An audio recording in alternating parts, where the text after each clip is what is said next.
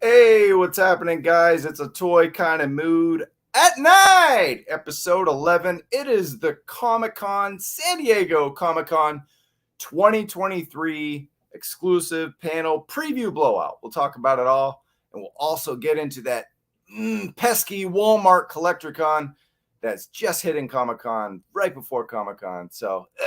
But anyway, it's your boy, Mood Chuck here, and I got to introduce our guest of the show tonight. Very special guest. It's about time you're on a toy kind of mood at night. It's true. It's true. It's about damn time. It's about damn time. Hey, what's happening, man? Happy Saturday night. Happy Saturday night, man. It's gonna be fun. Tiger Force in the house, man. We're gonna have a little Clash of Spies going. Someone is chuckling. Yes, you are chuckling. That's what's up. Someone is chuckling. Jeffrey Smith, what's happening, man? Appreciate it. Someone is chuckling. Yeah, I got this shirt just in time. I even said on a Punk with Toys in the chat, I will wear a Chuckle shirt to Comic-Con, and I'm going to wear it here first, clean it up a little bit, and then wear it next week. But, man, Comic-Con, the worst news of all is the fact that you're not going. I know. Talk to me, bro. I know. You know, I love going to Comic-Con. There's so many. We've had so many damn great memories made there, and honestly, I do. And I told K Wish and KJ this last year. I go, look, you're gonna find me eating lunch at the Hilton, outside on the patio, with a shitty cheeseburger and a nice blue moon, because I just love the vibe of it all, like watching Comic-Con happen. Yeah. And look, with the strike going on right now, we do have to mention that with SAG and WGA striking. Look, this is the year I really want to go, because I always go for the comic books. I always go for the comics and the toys, and for the first time I was like, oh, let me focus on that. And this happens. Well, obviously the Godzilla panel cancellation, obviously. But look, at Comic-Con, you've got I think last note, I think 2016 might have been the fewest people I had in a room with just 3. No, I've always had at least 4 people in a room. Always had 4 people. Last year was a little hectic. It was a little bunched in there. At least we were all perfect strangers. We all knew each other. We were friends, in other words. Like, they weren't, like sometimes these things, when you're crashing at Comic-Con, it might be someone on Facebook, someone, and it can get crazy. And that's the good thing. I've never had a room where I didn't know anyone in the room. Oh, well. I've done that plenty. Shake your hand, and then you're laying on the floor right next to somebody. Who are you? Yeah, exactly. You got to do what you got to do. Let's say hi to some folks really quick. Let's do it. Always here, DJ 5Ash. Thank you so much. What's up? What's up, DJ? Aloha, Mr. Hand. Stanley, hey, what's happening? Toy Bounty Hunter. Yeah, I was just thinking with the strike, toys and comics have a chance to shine bright. So that's actually, I love that you brought that up. Because Bobby, I'm talking to people and I'm like, I'm very fearful that it's going to be hard to get in regular ass panels now, because everyone is camping out and in Ballroom 20 and Hall H. Think about how crazy busy that show floor is going to be, shoulder to shoulder. People aren't lining up for celebrity things. They're just going to be trying to buy toys, trying to go to toy panels, trying to go to wrestling panels, comic panels, video game panels, anime panels, stuff that had nothing to do with like big time movie, TV celebs.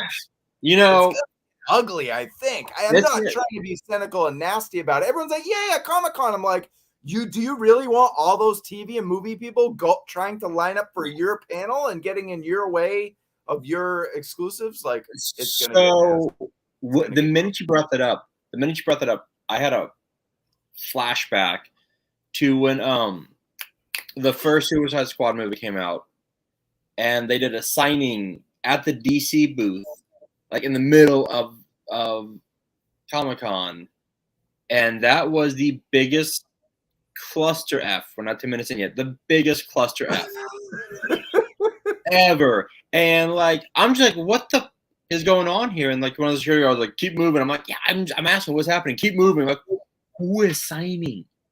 Some movie. I'm like, oh, that he had to say it was a movie. Okay, Suicide Squad. All right, cool. I got a picture. I think I got a picture like from one of like, you know how like when they've got the toys up, they've got like the glass behind it you can see. I think I got a picture of Will Smith. I'm not sure. Oh man, yeah. Some of the it's going to be a tricky con. It's going to be a crazy con. You got that at Comic-Con, right? Your star hat. Let's say what's up to Pure Soul. What's up, a Two Kind Family? That's a dope Chuckles shirt, Trav. Hey, I'm glad no one's like, it's too dark or doesn't have the right flowers in the right way. I was like, this is all I could find. Trying to get it for that panel. Yeah, you know there's gonna be some chucklehead, no, all pun intended, going, well, yeah, but on the shirt, like, shut up. Yeah, well, we're gonna talk about Chuckles later. In fact, we may save the best for last, so you have to hang out with us. But here's what's cool. We're gonna talk about Walmart Collector Con, so we are gonna talk about our favorite thing, GI Joe. But then we'll move on to Comic-Con, and we'll save some GI Joe for that too. So it'll be a lot of different toy varieties tonight. It'll be a lot of fun. Yes. Aaron, what's up, Chuckles? I'm just happy to hang with Bobby right before Comic-Con because I'm not able to see him this year. Shark Eyes, hey peeps. Yeah, it's gonna be a Royal Rumble. That's the thing, man. Preview night's preview night. No one goes to panel, so Wednesday won't change. But man, it's gonna be interesting seeing like how crazy insane it is during the day when normally people are taking up a lot of those giant panel rooms. I'm curious. Like I've already talked to like some like head marketing people about like trying to save me a seat, and I've either been like, you know, they're just like, oh, we don't even have seats. It's like it's gonna be even more demand than usual because thankfully I'm gonna have to. I don't have a seat saved for a toy kind of move, but I'm gonna be able to meet with people who are probably going to be able to get me in, but it's going to be a pain. Instead of having those reserve seats like we did last year for a whole team, this year I have to chuckle my way into panels because the demand to get in these panels is far greater than it ever was. Because people before were like, oh, I'm going to go watch like the Marvel thing in Ballroom 20 or Hall H or DC, Warner Brothers, but they don't have those options now. At all. So a lot of these big time people are going to smaller panels, so it's going to make it harder. It's going to be interesting. It's going to be interesting. Finally, I'm out back. Thank you, KJ. I was reading the. Shout out to Bobby, Outback, Behar, and Travis Chuckles Moody. Shout out to Black Genghis. He launched his YouTube channel. Today. Go check it out. Go subscribe. Dope unboxing. Made mine look bad, KJ. Real quick. We're gonna get to Tony's comment real quick. You know, for tonight, for my first. This is my first at night. With I want to crack this open, Tony. There we go. Cracking this open. Yeah, I'm taking it easy. I'm just going with the Truly because I've already had a few I had a few Miller Lights today, cooked some dinner and had some champagne, some mimosas earlier today. It was kind of just a hangout drinking day with some friend kind of thing. Cook a little bit. So. What is that? So some champagne. DHL finally brought my torpedo, carve head, and bazooka today. Those things felt like they just came out of the oven. They were so hot. The weapons straighten out. I love that. That's funny.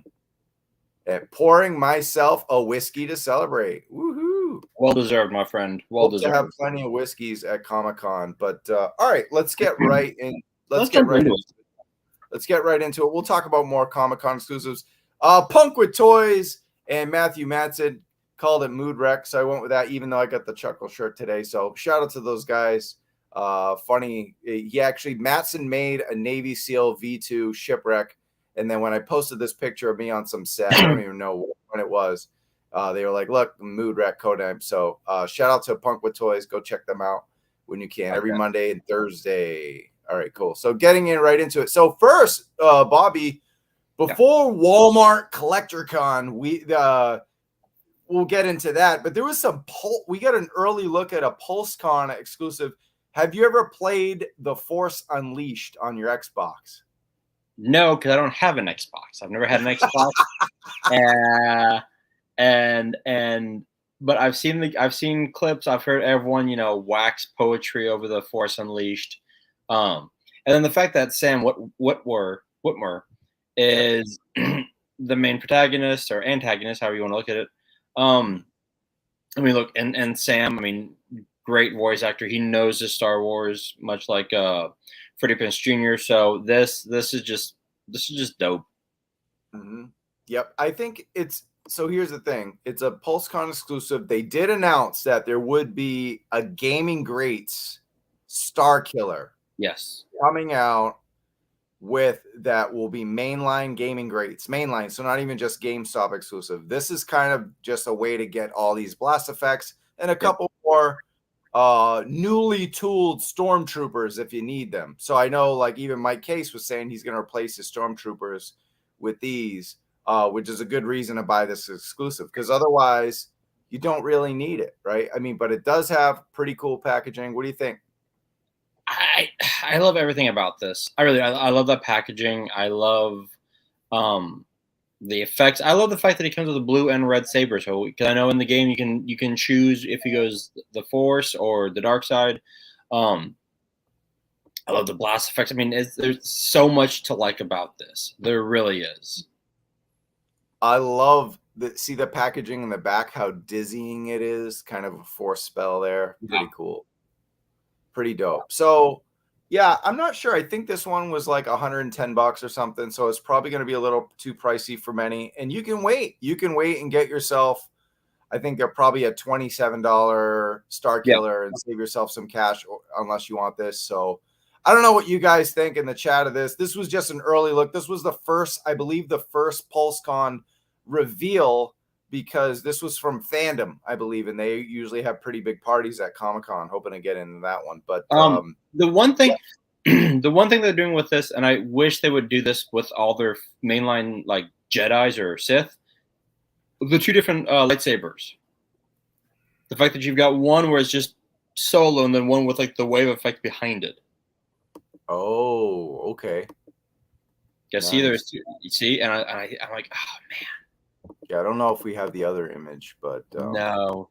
But yeah, either way, there'll be more images to come of this because it's full PulseCon. We don't even know when PulseCon is. We don't, right? I don't think. Do you guys? If you guys in the chat have an idea when PulseCon usually is, because I that's one thing I didn't even look up when PulseCon was last year. So that would be that'd be helpful. Yeah. What's up, Payne? Cool. Yeah, when was it last year? I don't know. That's a Google thing, huh? I guess we're gonna have to I'll Google it while you keep talking. Cool. Appreciate that. All right, cool. So you'll look up PulseCon while we move on to Walmart CollectorCon, everyone's favorite convention online. Begins July 18th, of course. That is next week, right before Comic-Con. I believe it's Tuesday and Wednesday. So we don't, again, it's one of those things you got to wake up pretty early. I believe like 8 or 9 o'clock, 10 o'clock on the East Coast, kind of 6, 7 a.m. And then a lot of the times these things hit online before we even see them, Bobby. It's like crazy that way. So, we don't know. It could be Marvel one day, Joe one day. With my luck, having to go to Comic-Con on Wednesday, all the Joe stuff will go up on Wednesday. So exactly. so I'm driving. Yeah, go ahead, bud. Real quick. PulseCon last year was end of September, beginning of October. Okay, cool. So Aaron says, isn't it just before the month before? 10/27? So yeah, remember the 10/27 thing? Yeah, good call. Yeah, I forgot all about that. We're gonna have so much stuff. That's what we pushed out of our heads. So October. So it's interesting that And we're going to talk about, of course, Comic-Con exclusives. We didn't really get a Star Wars Black Series Comic-Con exclusive yet. We did get TVC, and we'll talk about that one. But we got a PulseCon and a Walmart Con. So interesting that happened. And here it is, Walmart Collector Con. There's not a 2-pack. These are separate. Thank God. Yeah, you want to take us through your thoughts on these? Sure. The Force Ghost Qui-Gon. I like it. I think it looks really great. Until everyone started putting that meme up with Qui-Gon and the. I forgot to put it up. This is like the meme show, and I forgot to put that meme up. Oh man, yeah. But I still like the way it looks. I think it looks really good. I think it's pretty close to what Qui-Gon looked at the end of Obi-Wan, and I like that Obi-Wan dude. I like the fact that it's soft goods. It's got his goggles, the lightsaber. I think it looks really actually pretty damn dope. I like the fact that they have like they did at the end of the show. They have him more geared towards how he is in A New Hope. So I think it looks great. I mean, the only issue I have here is that Obi-Wan looks spitting image of Ewan McGregor, and that Qui-Gon is, you can tell it's Qui-Gon, but is it really Liam Neeson? I don't know. Right. Hey, Bobby, 1 second. I think I got it. There we go. There it is. There we go. Yep. Yeah. I can't unsee this now. And it's just what the hell? What the hell? Was that like someone trolling hard, or did they just do that and not even realize that was the? What do you think? I think it's probably, I bet you anything that they're like just in the back of their mind, like, I'm gonna make this as good as possible, and then I feel bad because whoever sculpted this, like, this is gonna look so good, and this comes up, and he's like, God damn it. We got a note here. I'm wondering, will Pulse have the Walmart Joes like they usually do? Yeah, they should. I think at this point, what's great is Pulse does do the shared exclusives. I had to cancel my Crimson Guard Python Patrol and Dusty. I was able to hit a target, and I'll show those off later on if you guys want, but totally forgot to open them. I bought them and then went out for the day. But the sweet old lady just went in the back and got them all for me. And I bought them all for the homies. And then the homies are like, nah, I'm good. So I'm stuck with 8 Crimson Python Patrol Crimson Guard. I'm going to keep 2, I guess. My buddy wants 1. And I think some people at Comic-Con might want them to buy off me. But just got a whole lot. Everyone's waiting for clearance, even on Joe's now. It's the kind of world that we're in. But all right, so enough about that one. We'll get back to this. Thanks, Craig. Cool. Oh, thank you so much. Appreciate that. The homies. Yeah. The homies is broke, dude. Yeah, I see a lot of these homies buying a lot of stuff, but I understand we got to pick and choose. What we get them on clearance. Yeah, clearance. Look, I love the fact that this comes with the toy ship that he gives to Luke. Yeah, this is I think it's a great exclusive. I say this all the time. There's been other Obi-Wans out there. This is what, the 5th one now? Something like that, yeah. I mean, as far as from the Obi-Wan show. Overall, we've got like 20. But I mean, from the Obi-Wan, the Kenobi show. I think this is the 4th. 4th or 5th. Yeah, 4th or 5th. But yeah, so it's like. Yeah, because I've got 2 from the Kenobi show. Yeah, same. I think okay. I don't have. There's one that some weird one that came out that wasn't that interesting. I didn't get. Yeah, I didn't get that one either. But yeah, this one is awesome. It has 3 different looks in it. You know what I mean? Like, you got this look. You've got the goggle look. Yeah, so it's got a lot of playthrough here. Yes, and packaging's awesome. Yeah. So still a big fan of that mural packaging. I like that Obi-Wan. Like Qui-Gon, I get that it's just a Force ghost, but just a figure alone. I'm sorry. No. Give us something else. I don't know. I don't care what. I don't give a shit what you put else with him. But a figure alone is not going to cut it anymore in these days. Oh yeah, without the accessories for sure. I jumped ahead. Sorry about that. But yeah, just this. Yeah, just because I think all the money went into making Qui-Gon translucent. Mm-hmm. You know, I think that's what it was. And you know how it is with, I mean, actually it's $27.97. So that's what you're getting for $27.97 soft goods robe. You know what? For Star Wars, where the price is up, that isn't bad. No, right? Considering like $24.99 is the regular price for like a GI Joe where you get a lot of stuff. I'm saying for these Black Series, $27.97 for a convention exclusive, digital convention exclusive, but not bad. But yeah, for the Force Spirit Jin, yeah, no. $28 is a little rough. I think we'll end up seeing that price fall. I don't think it'll sell. Obi-Wan, I think, will sell. Agreed. Cool. All right, moving on. Ah, that's so cool. God, that's such a badass figure. Oh, look, I mean, everyone knows Mr. Fix-It. Pair him with if you know, we've got some modifiers in the some customers in the chat. Like you put him with a Wolverine custom to look like a Patch. You're in Vegas, buddy, and that's just. I love the two heads. Nice. Yeah, man. Yeah, no, that's a dope ass figure. I like it.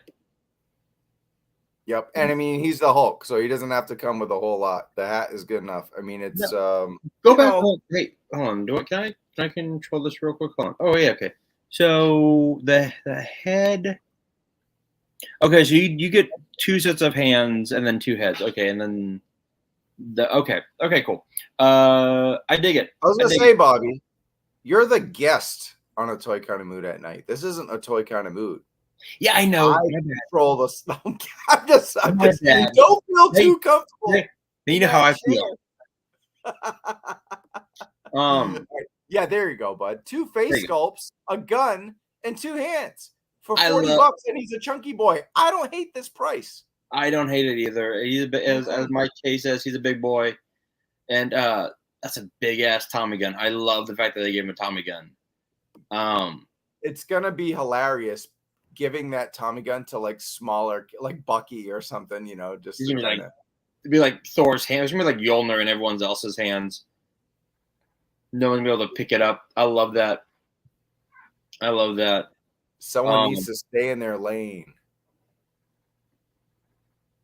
I don't know what that means. Is that a shot at us? That's a shot at me. It's okay. It's okay because I'm just giving someone a taste of their own medicine sometimes. Look, no. Look. This is a fantastic figure, and look, considering the fact, and Moody, KJ, and I went ad nauseum at this, so we won't go too much on. But the fact that we got that Game Reverse Spider-Man for $37, and this is like pretty much like half the size of this figure. The amount of plastic in this figure, dude, for $45, this is a deluxe figure. I'm okay with that. I'm okay with this. And I like, once again, like the a Melanie Jones appearance, dude. What? Melanie Jones in the house. She's in her our chat room, but doesn't usually show up on the chats for the show. Wonderful. Hi, Melanie. Hey, Mel. Okay, so you look at the deco, you look at the sculpting on the hair, the face, the wood grain on that gun. Like they went in for this one. So yeah. You know what? This is fantastic. I dig it, and good one. It's a good one. Bravo, Marvel. This might be, you know, we're only a couple figures in, and this might be the best Walmart collector con yet. I feel like I'm almost buying almost everything on this list that I have in front of me. Well, first off, Travis, that's a very low bar. Okay, that's a very low bar. That's a very low bar for Walmart. Okay.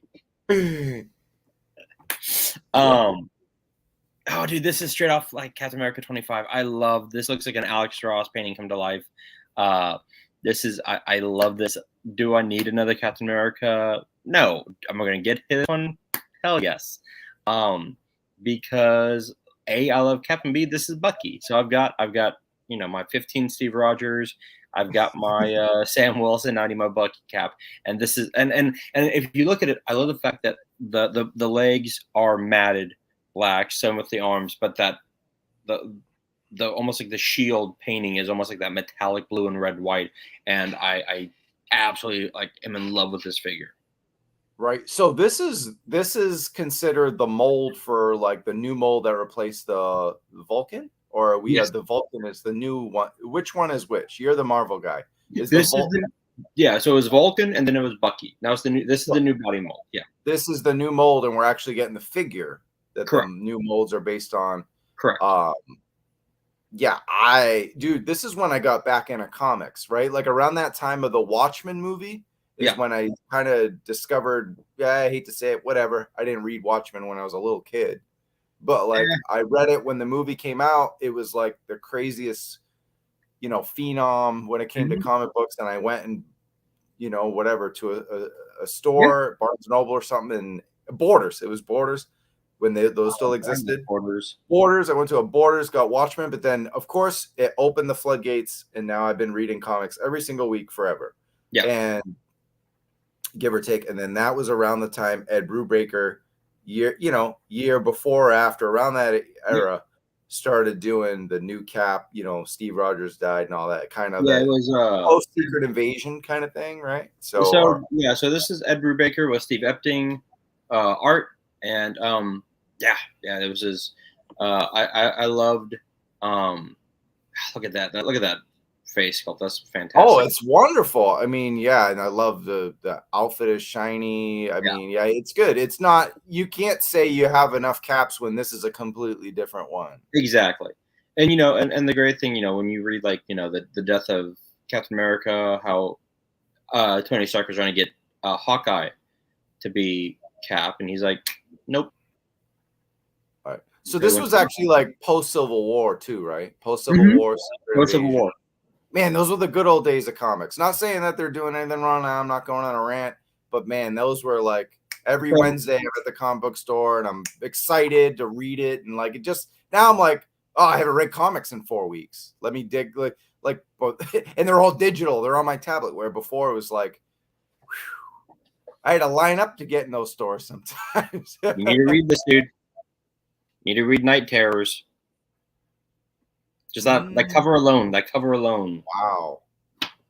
That is a giant gun-headed bat being thrown up by a young Bruce Wayne. Yes. Crazy. Hey, now that Comic-Con is a Comic-Con again, we'll probably end up talking more about comics on the show, especially now that we're going to have a new G.I. Joe universe tied in with Transformers, which we'll talk about in just a little bit. But to continue Walmart Collector Con, I mean, look, we're gonna grab this one. This one goes for $25. I don't hate that. Not all decent accessories, right?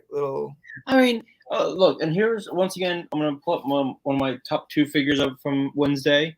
Watch our top 10 episode; it was really good. Absolutely. Look, the Ultimate Cap figure doesn't come with a lot. Look, 2 heads and 2 pair of hands and the shield. But that's all right, because this is all Cap needs. Right? I don't need a lot of stuff with him. So with that Bucky, the fact that we're getting a knife and a silenced gun plus 2 hands, I'm good with that. I'm good with that at that price point. If this figure was $37, like the Spider-Verse Spidey, I'd balk and go no. But for $25, I'm good with this. Sweet. Gotta say, I'm skipping this one. Yeah, it's not Morbin time. Although, look, I love that Spidey. It looks clean as hell. That Morbius looks fantastic. That's straight out of the comics / the 90s Spider-Man cartoon. It looks fantastic. Looks great. The posability. You can tell that they took a little with the spiral. They learned the multi-arms with their spiral. Yes. It's great. It's fantastic. But I'm not Spidey'd out, but I have all the Spider-Mans I could ever want and or need. And I'm Spidey'd out. I'm Spideyed out, and there's still a lot that have come out, and I'm waiting on a sale. So, yeah, I don't know if this is one of those things I'll never ever see it because. All right, here's the story. Didn't want to tell it on Wednesday, but I went to Walmart hunting for the first time in a long time because, as you guys know, I'm a big WWE fan, and they have the new Ultimate Eddie Guerrero, new Ultimate Rey Mysterio out, and they started hitting Walmarts. Unfortunately, the Walmarts around me are really trash and gutter. So, but I was working on a commercial, and it's okay. This was before the strike, and also after the strike, you could still wear commercials. So anyway, moving on from that, I hit up 3 Walmarts, and on the way, of course, found garbage at every single one. And I went and bought the Edge. I found Edge Elite that just came out, Walmart exclusive, which I had already pre-ordered. I somehow got it for like $13 on Walmart online. Went to the checkout, said, can you Target does the price matching, right? Yes. Whether you bought it or whether the online price is cheaper. I show them Walmart.com. I have my receipt. I have the order number. I have the credit card that I use with. They would not price match. And I said, I just want to get it now so I can cancel my pre-order. What is the difference? You guys are the same store. You're Walmart.com. And they said no because it was online. It was online and you bought it in May. So they're going to make me wait till August 2nd, which is not too far away now. It's a couple weeks. But still. In my hand, and I had to put it down and leave. I was going to go to customer service, but by then I would have been late for my shoot, so I had to leave. And it was terrible. And the only things I found for Joe, I think I saw 100 Lady J retro, and they were still fully priced in a couple of gun hos. I did find a Destro, which I still need, but the card was messed up. So until I find a mint Destro, I'm not going to grab that. Otherwise, trash everywhere around. SoCal Walmarts are the drizzling shits. So anyway, I'm just saying, to tie this in, if I ever see this at a Walmart, which I probably will never step into a Walmart ever again after that, but if I have to and see this on a clearance thing, I'll get it. Otherwise, I'm sure. Good.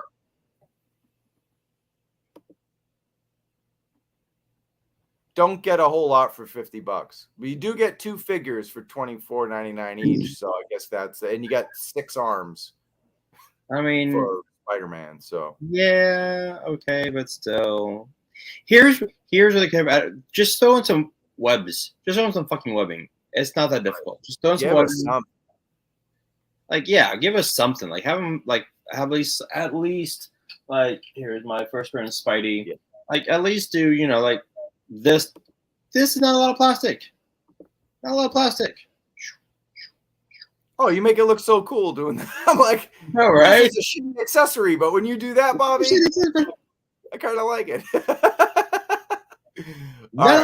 Just a little plastic. All right. So we'll move on from Marvel Legends, but yeah, so far I'm buying everything from Walmart Collecticon. We showed except for Force Spirit, Qui-Gon, and this. Yeah. That's pretty good. Okay, so Transformers the movie. I don't collect these, but I think they're cool. I mean, I get the 86 Studio Series 86, which is more of a premium. This is kind of like the lower end, right? That your answer is as good as mine, but these are cool. I like these, and I do love getting the movie ones. I get some of them sometimes. Oh, okay, you do. So we got I have a Hot Rod and one other, yeah. Cool. I mean, this is a past. I didn't have these as a kid. But I mean, if you collect Transformers, like I feel this is something that you have to buy, right? Like, yeah. And they're just cool. They're just cool. I mean, it's a pass for me just because I have no attachment to these figures, at least these characters, I should say. Mm-hmm. I'm almost confused by these because these don't say, like, they just say Transformers the movie. They don't say Studio Series. So I think they almost remind me of like when WWE has Basics and WWE has Elite. These seem like basics to me. These are basics. And if you guys in the chat, go ahead, what was that, Bobby? Sorry. I believe that these are the basics. So these are G1 reissues. There you go. So yeah, Okay. they're not going to have the extended articulation. If you could even tell right there. I mean, Yeah. you can't do a whole lot with it besides transform. So, Which actually, if they're G1 reissues, I might get that Skyscream because that's actually I kind of dig. I kind of dig. No, the Skyscream that's out like that's like Starscream. Starscream, yeah, Starscream that's out every freaking Walmart right now. Yeah, I think I did see that one, but okay. But yeah, I'm a Studio Series 86 collector, so if these hit the, with the new articulation and everything, I'll hit them. But yeah, the G1 reissues, no. So really appreciate that, Viper Scout. How we doing? I wish I could find the Hound. Oh, look at that. We can start the show now. David Specs here. Thank God. Oh, hello, nerds. Chaz the Guru checking in. What's up, Chaz? How we doing? I collect Transformers, and all these retros have been a no. So there you go. That kind of there we go for me. David Specs has spoken. There you go. He's spoken. So we're not going to buy everything. David spoke. David spoke has spoken. David's speaking. All right. We talked about this a lot, but you didn't get to talk about it. And it's surely a treat. And we showcased our friends KJ and Tony talking mostly about these. But this is a good selection. We kind of overall we're pleased. It seemed like the chat were pleased. Some of them are not really going with Mole Rat. But first, before we get into that, I want to talk about the Shabull Alley Viper. What are you thinking about this one, bud? I like this Alley Viper, dude. So good. I love it. I will get one because usually I just get like one Viper, and then I don't army build because I don't have that type of disposable income. But here's the thing. I do have two of the which ones do I have two of? I've got two of these Alley Vipers. Just because Toy Store here in Houston, Super Happy Incredible Toys, was doing these like for $10, and I was like, you know what? I'll snag two. So this happens again, I will definitely grab two. These look fantastic. I love them. Yep, Pursuit of Cobra, kind of a redo of that. But yeah, I loving the color scheme. As I said on Wednesday. Go ahead. Sorry. No, I love the helmet. I'm with you. The color scheme is great. I love the helmet. Mm-hmm. Yeah. I know. I was just gonna say how I'm a big fan of with the Mole Rat, how the white Cobra insignia pops, and then check out the blues on this, right? The icy blue. Oh yeah, fantastic. Mm-hmm. Move on to the next slide. These are Shooting the Galaxy did a wonderful job with this. Like, how does he get this level of lighting and shadowing? He's on another level. He is. I love that shield. I love that Cobra shield. It looks so damn clean. So you're right. I mean, this would have been a great audition, but I think the thing is, it was just easier to repaint it. But that would have been. This is Gridiron, but it was showed off on Wednesday. But that would have just made it a different version. I think Pursuit of Cobra. That's why we have this loadout, right? So yeah, exactly, Travis. Exactly, man. All right, so let's push through these slides. I mean, I love it that you definitely going to need two minimum just because they have the two different looks. And that's without even third-party accessories. I know. Might even need 4. I know. It's insane. I agree, David. It's definitely what I said on Wednesday. Best Crimson release so far. And what do you think, Bobby, of all the Crimson? We had what do we got? The Crimson Viper, Crimson Bat, Crimson Guard. Obviously, well, the Crimson Guard is the Crimson Guard, but of all the different Crimson figures, we had the Crimson. What was it? The Crimson Bat, Crimson Viper. Yeah, Crimson Viper's not out yet, but not yet. I agree. I think this is the best of the Crimson series. Look at and for me, I think it's comes down to like just it looked. It looks exactly like a 1980s G.I. Joe figure with like the black arms and legs, the red. Oh, hell yeah! Looks straight like 1985. And then the helmets, the fact that you've got these two different looks. I mean, look at that, and look at all that you get with it. I mean, it's absolutely fantastic. I love the way it looks. And yeah, this is you're buying two. And in this color palette, while it's a crimson red, it definitely fits more of the sewer lineage, if you will, that environment than the bright orange and blue that everyone. It's such a polarizing figure, but as a kid, I just gravitated towards that crazy color. But yeah, this is more of a realistic scheme, and of course, we spoke about PulseCon earlier, and we're getting the Cobra Crimson Strike team, of course, with Tomac Zama and Lady Baroness. So this will be fun to play with on that. And there's the packaging. As we said, the Dark Energon is in the background. It's funny that they went with dark packaging, and then they were like, "All right, we got this red character. Let's give him some light." Exactly. So, yeah, pretty fun there. Okay, moving on to Shooter. Your first thoughts on Shooter? So look, I have no idea who Shooter is, but I thought it was an amazing looking figure. She once again, the thing that I love about G.I. Joe is even if you don't know a figure, they give you enough cool shit to go along with said figure that you're like, I kind of have to get this. Like, look at that gun. Like, that's a huge ass. Like the gun, the gas mask. Like this is just, it's just perfect. As long as she can stand, unlike my Scarlet, as long as she can stand her own 2 feet, it's a buy.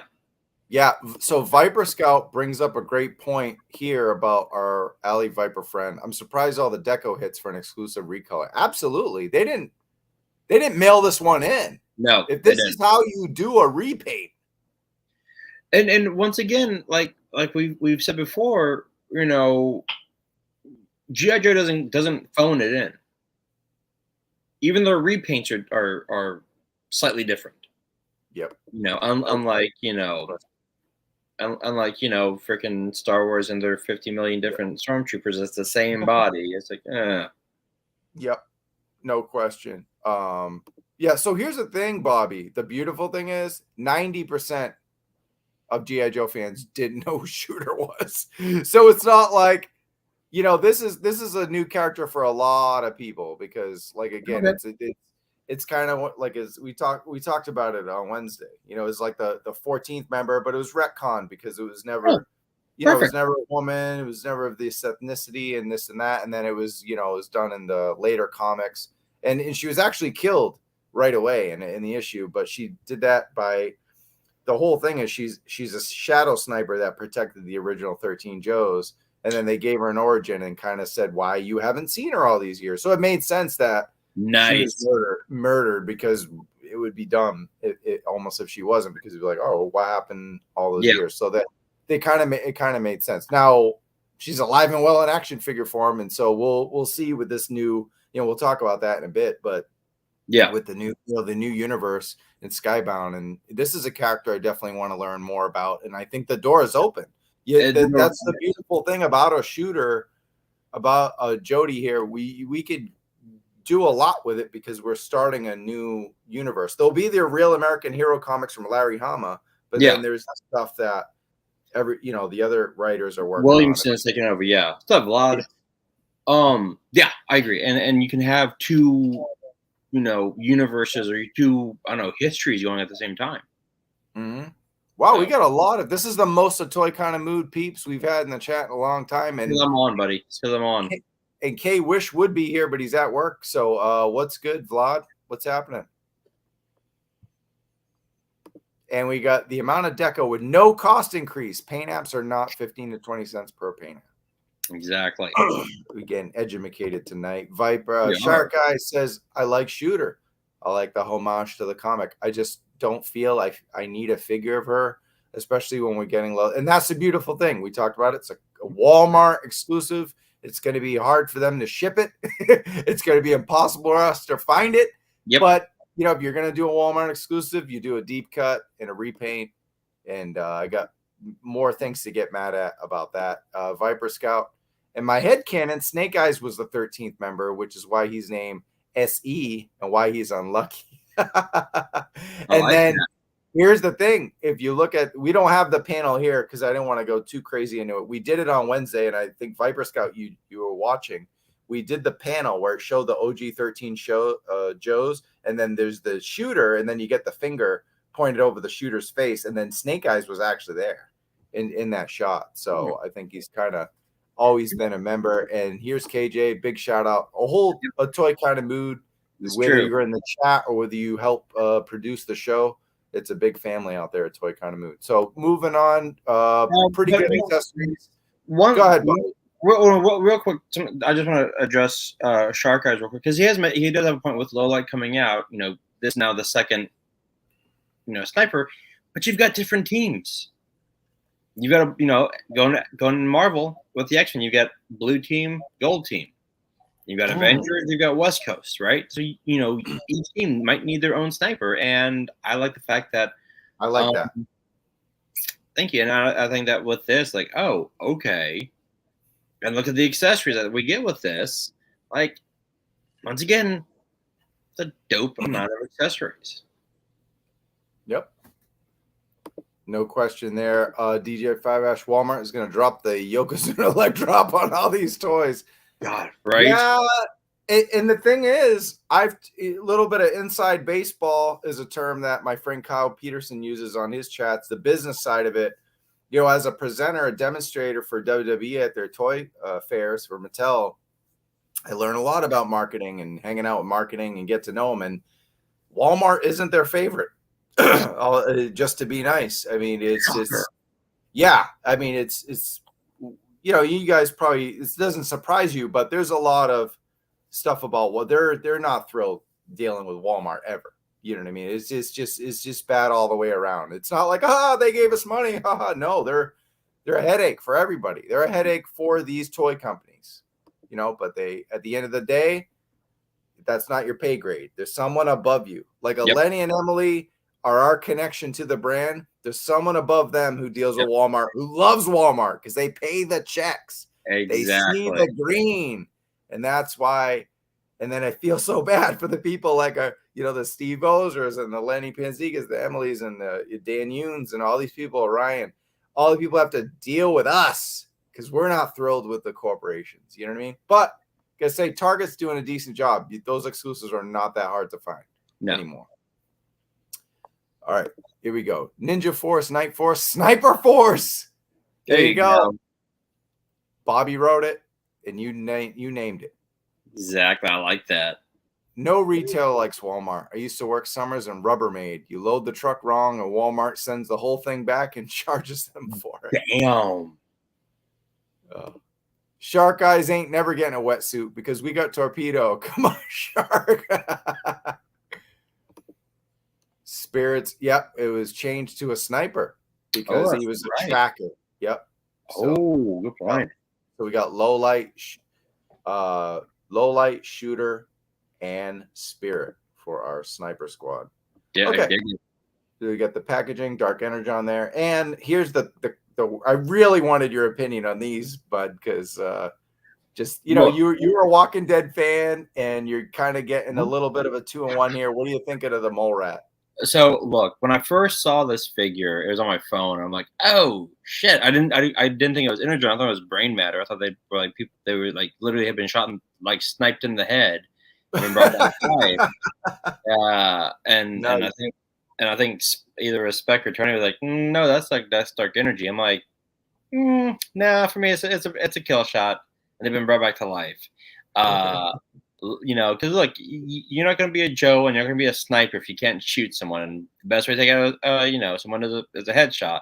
So look, I love this figure, dude. I think it's so fucking out there, right? It is so out there, so bizarre, so outside the realm of usual G.I. Joe that I'm like, yeah, I dig it. I like it. I think this is fantastic, and I think that for me, those will be headshots. So yeah. I dig it. I love it. I love the paint sculpt. The paint apps. Look at that. Like that. They look like hazmats. They look like they're like being kept alive. Look at that. Like the mask. Like that's keeping them alive. Like there's a whole story here. Like, oh my god, yes, the Dark Energon is keeping them alive and like filling up the headshot with like nasty shit. Love it. Yeah, you said it. The story. That's the thing. Like they just announced this. Like, we knew Skybound was a partner, but they officially announced this, like a week or two ago? And then, like a couple weeks ago, they announced, I mean, we got the comic a couple weeks ago. They announced it a few weeks before that. And then we got the Dark Energon thing in the first Void Rivals. And then we already got it in the description for the action figure story. So this is like a long-term storytelling, brother. Is like they say. Exactly. Really cool. Pure Soul says, the more I look at the mole rat, I love how using the emojis, photos, I wonder, does the part of the brain that's showing glow in the dark? So, yes, I'm glad you brought that up. It does glow in the dark because today I watched the Full Force. Shout out to Chris, Diagnostic 80. Shooting the Galaxy was watching the live stream and confirmed that matter is glow in the dark. Yes. So you got yourself like a second exclusive. So if you missed the Full Force, you're hearing it now on a Toy Kind of Mood. I want to have it like on my shelf and like come into my office one time before I open the lights. I'm like, what the shit is up there? Oh, it's just the zombie brain. Okay, never mind. Yeah. You're good. But yeah, just to confirm, the brain matter is glow in the dark. Yeah, we got that from Shooting the Galaxy, who of course shot this galaxy of Joe's in all these pictures. So shout out to Shooting the Galaxy, shout out to the Full Force. But yeah, glow in the dark. So let's see if we get another. I'll get to it. Well, there you go. That's how we kind of know, because look at that picture, the render. It's one of those things you flip through, and it takes someone as smart as Pure Soul to really discover that, because we're looking at these pictures and you see the dark green, and then you're like, oh, is that? And then you look at this render, and then there you go. It's like, brain colored. So really cool. And Bobby, like you said, lots of accessories. Lots of accessories. I mean, look at that. I love the drill. Like I don't know why I love that so much, but I love that. I love that. All right, cool. So we got some comments here. Chaz, so many accessories for $24.99. Yeah, not quite like the Spider-Verse figures, which come with nothing or an extra pair of hands or something like that. Awesome. I was curious of the color variants in the photo. Yes. And awesome. It's dope. I need 3. Yeah, they're going to be cool. Yeah, you might need 3. Now I think about it, because, you're going to have kind of the blowtorch looking Toxo Viper, if you will, and then you could have the 2 zombies kind of as like little henchmen on the side. Depends what kind of story you want to tell, which is beautiful. We'll be telling our own stories, right? Exactly. And then let's see what else we want. Shark Eyes. Now these I damn well want. You're getting a new character, basically 2 for 1. Glow in the dark paint, thanks to Full Force, Shooting the Galaxy, and Moody. Just kidding. New accessories. A+ figure, bring on more new characters. Yeah. And I think that's what we're gonna get, And the thing is, when you say, oh well, we need to, there's like 200, 300 more Joes that we need. Well, save them. Mix it up. Don't give us everything all at once, because that's how you kill a line, Bobby. Save some stuff. I agree with you 1,000% there, because look. So it's been now 3 years, we're in year 3 of the line. And people are still clamoring for more different Joes, which is fantastic. But look at, and I hate to use, look at Star Wars. Okay, we've gotten how many Return of the Jedis, how many Empire Strikes Backs, how many New Hope figures? Like, all right, we're done. All right, well, but here was this droid that was in A New Hope. I don't give a shit, right? Like, it's not important. We have the basic 5. We're done. Marvel Legends, we're still getting new ones, but when it gets to the MCU figures, they're hit or miss. Same with the comic books. I found Chamber for $10. I'm like, snagged them up because I love Gen X, but those are deep cuts. But you give us what? How many figures? 5% 30 figures per year, 10-year run. That's 300 figures. Cool, but that you want this to be longer lasting than just a decade. But 20 No, I years. mean a decade is a good goal to get originally, and Yeah. if you can last longer than that, cool. Yeah, exactly. Got to spread them out. I did want to comment. Chaz said something real quick. Sorry about that. He said, I thought he meant use glow in the dark paint. Well, I don't think Chris would get that excited about an additional effect. I think we're excited in the chat because he basically gave me an exclusive saying that it does glow in the dark. Now, I guess we won't know until someone else has it in hand, like once it hits the UK or the Asia. But I'm pretty sure the excitement that Chris got this morning was because, hey, they're going to be glow in the dark. I mean, I wouldn't be that excited if someone used glow in the dark effect and then it brought that glow in the dark for me. Just saying. And Black Series with one gun. Yeah, it's the same damn blaster. Exactly. So yeah, I'm pretty sure. Kind of wish you would say, "Hey, they weren't in it." What's happening, man? You could be the dang janitor in Star Wars and get your figure made. I mean, yeah, we're getting they've run out of so many ideas that now they got the create. I mean, how we getting creators as figures? So, Which that said, I do want a Lenny GI Joe. Maybe it's Ripper. So, all right, moving on from this. Mutant Mayhem, you're a TMNT specialist here. We will talk more about Joe's. Look at my shirt, right? Yes. That gets it. This is Walmart Collector Con. We got more Joe action, but we gotta spread it out. Just like you said, just like DJ, we gotta spread it out. We can't just all talk about Joe now because we can't let you go to bed early. So exactly. We need to keep you up. Okay, take us through these real quick. What's your first feelings about this movie? When does it come out, and how are you feeling about these figures? Okay, so first off, it comes out August 2nd, I believe. Okay, so are these must buys for me? If I had already gotten the $10 ones, I would get these. And for me, it's the packaging of these are absolutely fucking killer. I do love the figures. Yeah, there's so much good stuff going on about this. Being from the clips I've seen. Looks fantastic. I love these figures, but will I buy these? I don't think so, just because I've already gotten the $10 versions, and I don't need these upgraded versions. But these are I love this package. This is packaging that is just chef's kiss. It really is. I mean, look at that. Like I love the graphics. I love the graffiti.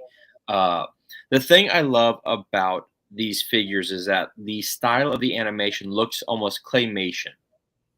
Good point. Good call. I didn't even recognize that. Yeah. So, and like I did this, or I have, if you can solo me, Travis, real quick. So here's my Mikey pop. I was just gonna get the pops, but then the figure look badass. So when you look at it, it's actually looks like clay. Like it looks like dented in to look like clay. Like this is a claymated figure that they made animated. How do I feel about the different sizes? I love it because for me, like the turtles are 4 different unique turtles. They're not the same. They're not clones of the same turtle. They're 4 different types of turtles. So when you have a team, you're gonna have like my brother and I. We're totally different, right? So like these are 4 brothers. They're 4 different turtles. Raph is a bruiser. He should be a bit bigger. I dig it. It's not the first time they've done that exactly spec.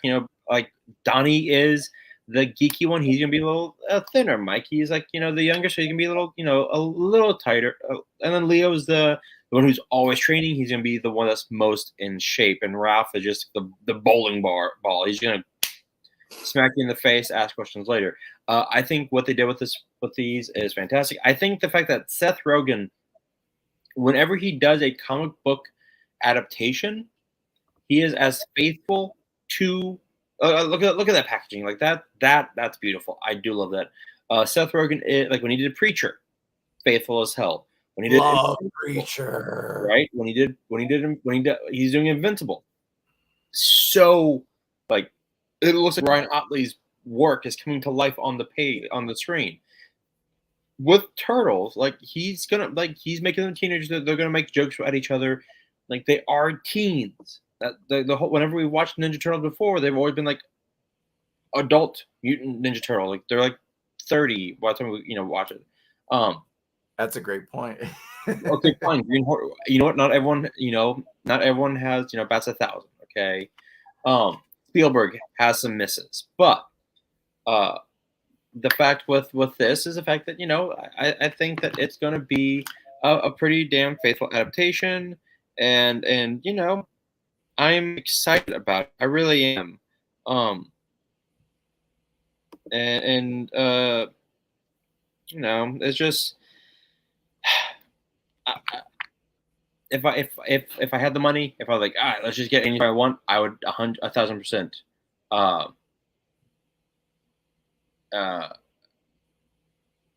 Yeah, I get these. I just ran out of Steam, but yeah, these look great. Yeah, and I won't lie, I actually haven't finished Preacher. I still have to finish that last season.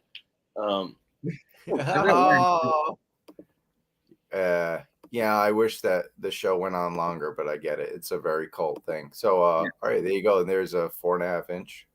Yeah. So, and like the detail on this, and I've seen people do what they did with these figures to the $10 ones, like add the detail and use Sharpie to get the sketches in there and all that. Yeah, no, I think these are fantastic. And I have no qualms with anyone wanting to get these at all. These are fantastic.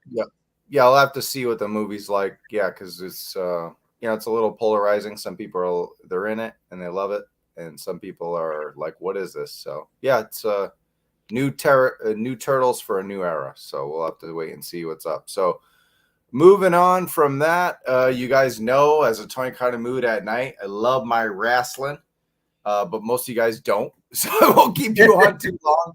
But these are, again, we kind of look at things as like, all right, they're exclusive, whatever, Walmart. Now, I couldn't find my Ruthless Aggression, Rey Mysterio, and Eddie Guerrero in person. Of course not. Those got cleaned up by the scalpers real quick. But these, I don't think these are going to be such hot commodities on the second. We've already got. This is again Ruthless Aggression.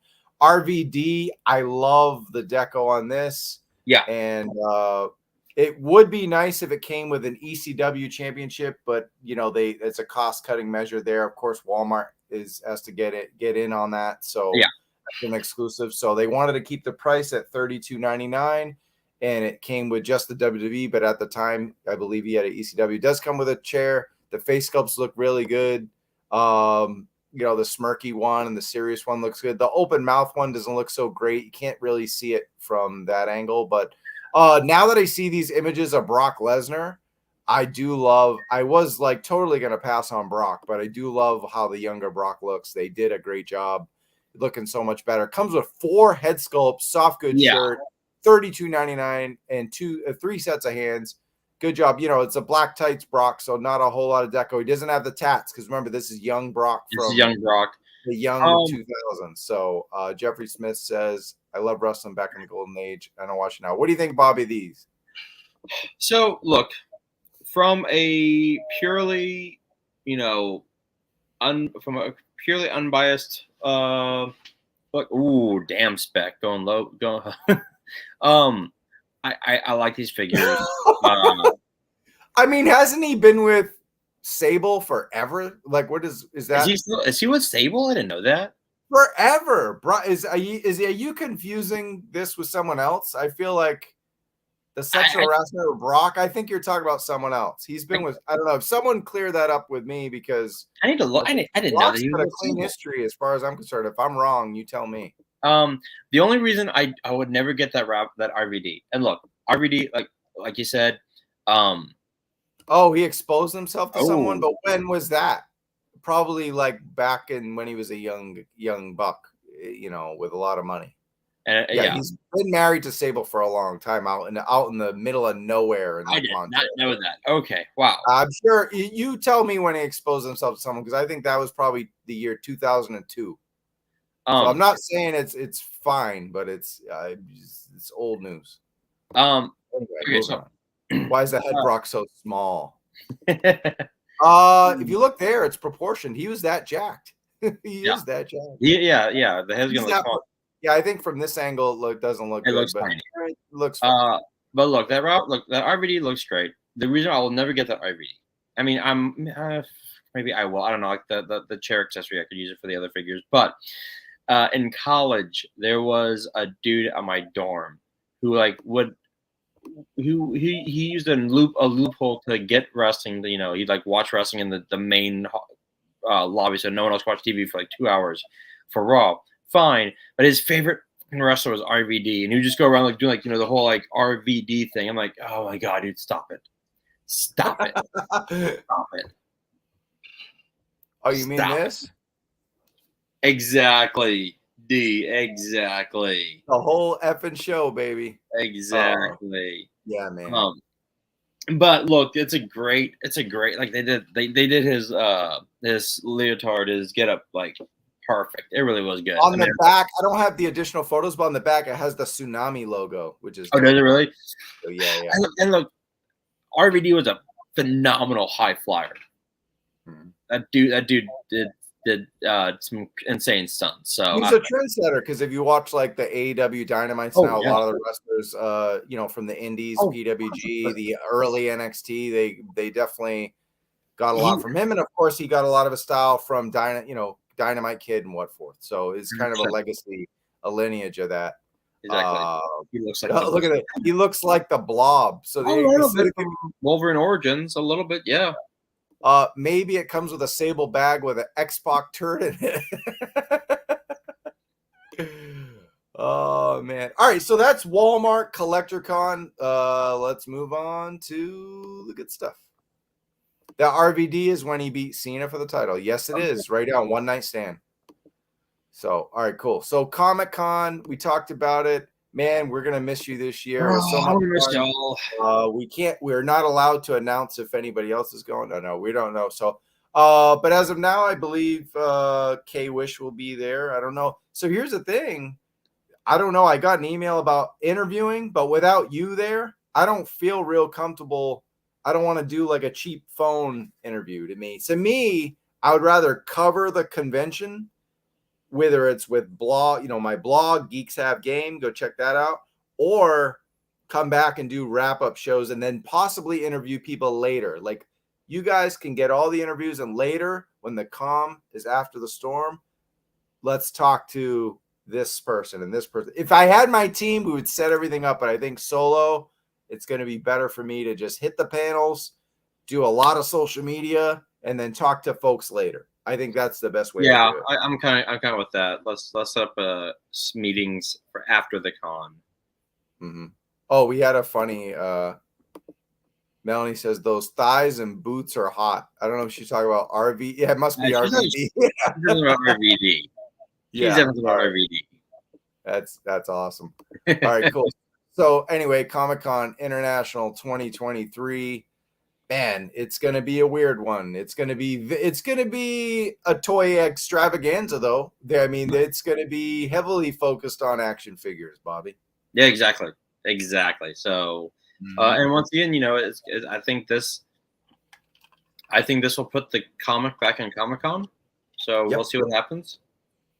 Yep. So we'll see. It's a transition year for sure. So I want to shout out Preternia. If you're not already following Preternia on all the social media platforms, you're doing yourself a disservice, because he does himself one of the best services and one of the worst services towards our bank accounts and wallets, because we're getting constant notifications I have to try to ignore because I spend lots of money. But he's a good dude. John is a great guy, and he did this whole thing on his website, Preternia.com. He's got all the panels there that are toy focused. And it all kicks off. We were just talking about WWE. So Mattel WWE Elite Squad panel, 11:15. I'll probably have to get down there at 8 o'clock in the morning before all the marks get there and get in line. But I'll meeting up with my Mattel buddies. Of course, I've done some presenting for them at Toy Fair, so hopefully they'll be able to sneak me in and I can get you guys some good coverage. We'll talk about that panel in a second. But there's also a Hasbro Transformers Generations toy panel. Here's the thing. It is Hasbro. It is Transformers. I'm not actively collecting Transformers. I do collect the Studio Series 86 line, but now they're starting to kind of repack a lot of that stuff. Yeah. I might go to this panel, but I'm not like Okay. I'm not gonna run to it, if that makes sense. Like I don't know, maybe after the WWE panel, if grab a bite or something and then hit it. But I'm also gonna try to hit up some video game panels and some comic and anime panels as well. So this is not my schedule. This is the toy schedule from Paternia. Of course, there's a Power Ranger panel, coincides with Boom Studios, so it's comics. Is Diamond Selects, which you collect Diamond Selects. Did you ever go to a Diamond Select panel? I have not, because usually I'm not there on a Thursday. So. Oh, that's true. You do come in for the weekend, yeah. Yeah. I'm there Friday. I'm there Friday, Saturday. So Walmart does one of those silly charges. The money doesn't exactly come out. It's like a hold, just like Target, right? I don't feel like we get charged for pre-orders right away. It's like an initial hold for a day or two. Now Target's hold stays there forever until they ship it. But Walmart, I don't think that hold. I think the hold goes away after a couple days. I think you are correct there. I could be wrong. Someone clear that up in the chat if I'm wrong. David Speck says, "Go to the Transformers panel for me, damn it." Well, I did offer. Not everything's about you, man. I said not everything's about you, David Speck. All right. Okay. He says red card, no holds. Well, not everyone has a red card. Okay, so Friday, McFarlane toys. I don't collect McFarlane, but Bobby does. So we'll go over the McFarlane toys exclusive. Mo2 panel. We haven't gotten our Mo2 exclusive announced yet, and Mattel's doing 12 days of exclusive. So we actually only have 2 on this show. I think another one went out today. I think some Hot Wheels stuff, then there's some Barbie stuff. So it's 12 days, and they get a wide variety of exclusives. But we don't have the Mo2 one yet. Then there's Marvel Toys panel. I sure as hell want to go to that. I am kind of on a clearance wait when it comes to Marvel, but I feel like they have to come at it big. What do you think? Marvel Legends, this is a do or die panel this year. Man, you know what? After the way the HasLab went last year. Yeah, it was last year. Yeah, the spirit of Spirits of Vengeance. Engines of Vengeance. Engines of Vengeance. Yeah, which no. Right. I don't think it's do or die, but you know what? Like when your football team has had like 2 bad years and like what coach is on the hot seat and like not on the hot seat, but it's a little warm. Yeah. Well, I don't think it's like everyone reveres Ryan, Dan, and Dwight. They revere. And did you see Dwight's IG post? He posted every single Marvel Legends figure. He says, "Look, you guys are saying we're repacking and repainting. We have 438 different figures. How many other lines have this many figures? None, maybe. I don't know. You guys tell me at this point how many. There's 400 different action figures. They have actually killed it. They got the Disney handcuffs. Yeah, exactly. They're doing the best they can, but it'll be an interesting. We got some comments about Walmart stuff here too. We're gonna get the Star Wars HasLab announcement on Friday, more than likely the Ghost. Yep. I think it'll be I think David's right there. I think Star Wars announces on Friday. I think Marvel announces either the Quinjet or the Blackbird. Love it. Love it. You heard it here first. Quinjet or Blackbird. No, Walmart charged me for the rangefinder and Big Ben, maybe because it's because you use PayPal. There you go. You answered your own question. My Gridiron and Superpowers bundle delivered today. I want to go home. Oh, you're working and watching the show. Thank you. Appreciate that. Yeah, he said he couldn't drink because he's on shift. Okay. Yeah, I remember. But it will be interesting. And here's the thing. I think that Marvel. I'm gonna guess here. I guess. I think they're going to get more Generation X figures, and possibly some more astonishing X-Men. Because we got the Cyclops and we got the White Queen, and then we have the Chamber and the M. So I'm like, all right, maybe a Jubilee, maybe a Skin, maybe a Mondo build a figure. So it'll be interesting. Right. Sync. So there we go. And then Star Wars. Yeah, I think we get. I would love it if they did this because we've already seen the trailer on Friday. Show us Ahsoka figures. Ahsoka, Sabine, shit, I'm blanking on the bad guy. Heir to the Empire, Thrawn. Thrawn. Yeah, I think maybe we'll Thrawn figure. I mean, yep. That's what I'm thinking. Hey guys, thank you, Shark Guys. 37 watching, 9 likes. We really appreciate the likes. It really helps. I think we're having a great time here talking about Comic-Con, and we're just getting into Comic-Con right now. So thanks for watching. Great turnout tonight. But yeah, get them likes in, guys. Really appreciate that. Comments, likes, do it up, share it up. Thank you so much. It's at 29 likes. Okay, all right. Well, anyway, let's focus on the show. You guys can like it, and we'll love you. All right, Star Wars panel. I usually go. It's every Friday. Every Friday, that room 7AB at Comic-Con is Star Wars through the whole day. Oh, is it really? Yeah, and there's been a few cons where I've spent the entire. Now my tastes are a little different since the pandemic.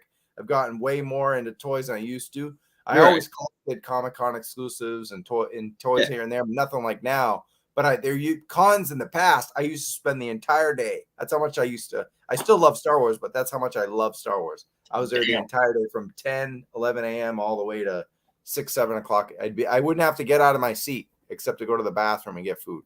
So that was a good thing. Saturday, Jazzwares. So this is stupid. AEW, Jazzwares, Pokemon, Squishmallows, Star Wars, and more panel is a toy panel running against the best toy panel at Comic-Con. Jazzwares, it's bad enough that you're going against WWE Mattel with your AEW figures.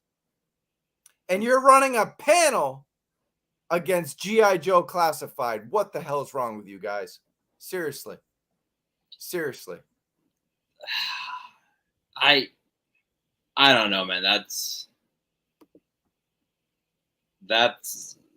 gave it a thumbs down to keep them honest. Did he give Jazzwares a thumbs down? No, he's joking, giving us a thumbs down. Look, there's no Hall H. There's no WB and Marvel, MCU, and Saturday. There's 2 toy panels, and they go against each other. Yeah, it's dumb. What the? That's dumb. What the fuck, man? That's a what the fuck moment. Yeah, that's dumb. That's you know what I mean? So that's dumb. why you play. That's why you play in the small leagues. But look, the G.I. Joe panel. Someone mentioned this earlier. I think it was Stanley. The Toy Tubers Unite. It's a panel of Toy Tubers featuring Pixel Dan, Black Angus, Anthony Romo, Dreadnought Ryan, Bobby Behar, and Travis Moody. Can't wait for that. I'm really excited about that one. All right, moving on. Moving on. Hey, you know what? Dan Larson and Shartimus and the Fwoosh Robo, they're not even on this. So I mean, what the hell? What the freak? Anyway, this is the panel we all care about. You guys are going to be begging me for QR codes. You're going to be asking for the exclusives. I'm not going to sit there and record the panel because other people are going to do that. I'm going to enjoy it. I'm going to be immersed in the love I have for the line and for my friends, John, Emily, Lenny, and Tony. And I hope to ask another question so I can get an early figure to review for you guys. I will do my best, and I will come prepared in full Chuckles get up. But man, are you excited for this panel, even just to watch from home or just to learn about? Well, once again, I gotta put up KJ's comments. We gotta manifest us being there next year. Oh, yes. Yeah. I would be thrilled. My team goal would just to have my team there again. I don't care if we're on a damn panel. It would just be awesome. You know what? I'll manifest it for us, Travis. You manifest us being there. I'll manifest us being on the panel. Right. That's what it takes. Exactly. Double team this. What the fuck were you asking me? Look at this. It's Pixel Dan and everyone else. I love this. Dan Larson's God tier. Yes. And but anyway, so is a Toy Kind of Mood. So look, I was just asking you, are you excited? I need to drink more because I'm starting to lose my voice. Are you excited for the classified series panel, even if you're not going, just to learn about it, whether it's to see like some bootleg stream or just to, hear all about it? I mean, yeah, it's like it's the same as if I would be watching it on, there any other like fan first drop. Yeah, and look, like we were there last year, and Emily and Lenny have a great. They carry that chemistry onto their panel. So yeah, I mean it's fantastic. They do a great job, and yeah, I mean, will I watch a bootleg? I mean, I don't think I'll watch the whole bootleg because it's gonna be like some, sweaty ass dude with a shaky hand, like doing this. Like this, like. Oh, hold it still, dude. Big shout out before I forget, because we're talking about Marvel Legends, but MCU Collector, that's a god level tier YouTube right there, and he agreed in principle perhaps to do the post show next week, 2 weeks from now with us. He might be a special guest. Ooh. MCU Collector, we've had him on for Power Rangers, but he's MCU Collector, but he is also a Joe Collector. Torpedo's his favorite of the year. We got to have him on. He'll probably be streaming this, but he'll definitely be. I was able to watch the Marvel Legends panel last year because I think I had to get my badge up to get one of y'all in. And I went and got my AEW tickets for that panel from like an office somewhere. Remember that? So I watched it on my phone thanks to MCU Collector, and he didn't have the shaky hand too much, so he did a good job. Yeah, some people are like professionals and like either have like a little stand and put their phone up so they can like enjoy the goddamn panel, but then you have others like what like you're like, god damn it. MCU Collector is my boy Bryant. Yep, he's a good dude. Are you guys going to interview Lenny and Emily for Viper Island again? That's why we're not interviewing them again this year, because we're not giving away free coverage. No, that isn't why. The reason why is because as of now, I'm the only official Toy Kind of Mood member going, and to do an interview, I want it professionally done like we did last year with a team. It was awesome. You set it up, Bob. And my 40-pound bag of shit. 40-pound bag of shit. Dude, do you see some of the other interviews? You had microphone. I had the camera, tripod. Dude, I saw a guy. It was he was holding his camera with like a little mini, like a little boom. And he kept like going back and forth. I'm like, oh my god, and here's like me with like my tripod and my camera, my cords, and like oh my god. And dude, that's why it came out so good, and that's why it was stolen by several channels. Very true. Very true. Especially the Diaper Island. Exactly. And KJ is right. We are the best unnamed toy-related podcast in the game. We are. How else will Viper Island get his Comic-Con coverage? Man, he ain't getting no coverage because I ain't doing nothing. I'm going to talk to people after. I'm going to enjoy myself. I'm going there to make some connections and meet some people and get us to another level. This is a funny joke. We the best. I remember someone said unnamed. Yeah, I was just reading it. Yeah, we're the best unnamed podcast. That's great. Terrordrome in the house, bitches. Hell yeah. Fuck Viper Island. I love Viper Island. I love Liam. He's coming to my cookout next year. You should cosplay as Viper Island when you do the next interview. Dude. Do we look like douchebags? No. Here's the thing. Like, we made some jokes about Viper Island stealing the newest interview we did, and Hasbro was like, take that down. So we did. Remember? There was some memes that someone did. Yeah. Viper Island get a deep fake his face on Trap. Yeah. He'll be able to steal someone else's interview this year because it won't be mine. I need interviews for my sons. My sons are sick and I can't go. Can you give us an... All right, moving on, guys. That's hilarious. We haven't even talked about Comic-Con exclusives yet, and an hour and a half in, but I'm good, man. I'm here to drink. So, Transformers and Joe are back at Skybound, kicking off the Energon universe, which we talked about in all those freaking Walmart toys. There's Dark Energon in your toys. Yes. Superstars, Robert Kirkman from The Walking Dead. Yes. Daniel Warren Johnson on Transformers, man. He's a one-man army. That Transformers book is going to be solid gold. Joshua Williamson's doing a bang up job over at DC. Some terrific killing it stories. at DC. God, you're a comic guy. You tell me about Joshua. I mean, Joshua's been with the Dark Crisis. He's doing Night Terrors. He's doing Action Comics. I mean, he is like him. For me, him and Tom Taylor are what I'm reading at DC right now. I know there's a bunch of other great books, but those two right now, just killer. And he has such a great sense of style and action in his writing. So yeah. Mm-hmm. Awesome. And he's writing Duke and Cobra Commander, so that's cool because they're miniseries and there'll be some synergy there since it's the same writer.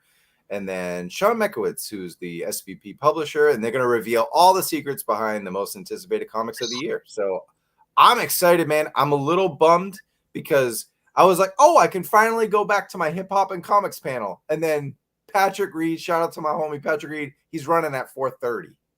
I'm like, guys, you know I'm a G.I. Joe dude. I love hip hop and comics. And man, Esoteric Seamus, Czarface, they might be at the. I might have to like run to the other one just to catch like the last 10 minutes or so. I don't know, man. Maybe I'll go here for half the panel and check. It's gonna be crazy. I hate when panels clash. I know. But anyway, there's worse things to worry about in the world. There's that. And like I mentioned, the Mattel Elite Squad, they announced the guests. It's gonna be Seth freaking Rollins, my #1 action figure of the year. I get so much shit for that. But look, #1 action figure of the year so far is my Seth freaking Rollins. And you know what? I got it right here, baby. Whoa. Oh, dude, too sweet, man. He's going to be at the panel. And I guess it's a great time for him to be at the panel because he's got the freaking, this amazing action figure. Look at this damn thing. Look at this fur. It does look good. It looks good. It looks good. Amazing. Ultimate Seth Rollins. And Mick Foley, Mankind, Cactus Jack, your favorite wrestler, Dude Love. What? I was going to do that. The knee thing that just. Oh, man. And yeah, I'm excited. Johnny Gargano is going to be there. And of course, Sam Roberts. So it should be awesome. Shout out to Mattel's Elite Squad. I hope to be there, maybe even front row. I will cover that. I don't know, man, when it comes to interviews and stuff. Uh-oh. Travis has frozen. My post guest. I'm Justin Figure News. What's up? You froze. I did. You did. That was a joke. I didn't really freeze just now. So anyway, I will be on Wrestling Figure News podcast post Comic-Con. Shout out to Justin Kendall, my buddy there. I will be there to tell him about all the cool news from the panel. And I'm hoping to have Ringside Collectibles on after to talk about the WWE panel and what's going on there. So there's that. And moving on to this exclusive Bobby, Muhammad Ali, the greatest of all time. You know what? I was actually talking to Spec about this. That's a great figure. Am I going to get him? Probably not. But you can't argue. He is one of the greatest of all times. That boxing, figure is fantastic. The ref figure is fantastic. It's like, and I love the packaging. I love how they have him with Hogan and some no-name dude. I think the only way that I'd be like hard pressed to get it is if instead of it was Wrestling Ali, it was a Foreman figure and it was like Rumble in the Jungle. Then I have to get it because Foreman's an H-Town boy. But this is a pass, but it's one of those ones where like I don't. Oh, look at that packaging! God damn it! I'm gonna pass, but God, I'm gonna regret it. This looks like the WWE magazine look. I know. I love that. The old VHS Coliseum collection, if you will. It's so damn cool, dude. It's you know what? Here's the thing. If I wasn't getting the Dragonfly, 100% I'd get this. Yep. Yeah. If I wasn't getting the Dragonfly, I'd 100% get this. just because it looks fantastic. This set is dope. Yeah, 2 Muhammad Ali's. Yep, you get There it is. I mean, look at that. Look at that. God damn. You know what? Elites, Ultimate Edition WWE figures, they go for $32.99. You're getting that wonderful, wonderful packaging. You're getting soft goods robe. You're getting two Ultimate Edition figures. It's a Comic-Con exclusive. It's $70. Now, it's not the cheapest on the planet, but I think $70 is a very fair price for this. If you really consider the packaging, especially. So that and it's it's Comic-Con, so Comic-Con figures are always gonna be a bit more expensive. But I mean, like I just said, $32.99 times 2, and we're only paying like what, an extra $5.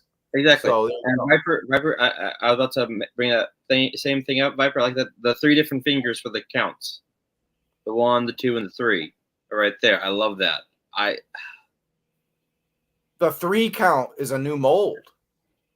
So good. That's a new mold for them, I think. I mean, I don't even remember them having the 2 count. I'm sure they had a peace sign somewhere, but the 3 count, that's new, man. That's new, and it's gonna. Yeah, I was gonna. He's right. Oh yeah, so yeah, these do go on Mattel's website on the Friday, I believe, the 21st as well. Yeah, they go on sale the 21st at noon Eastern time. So there you go, guys. Set your alarms. Mattel Creation, WWE Ultimate Editions, Muhammad Ali. Check out these pictures. Yeah, look at that. You got the boxer. You got the ref from WrestleMania 1. And then look at that. God, so nice. That is such a tough pass.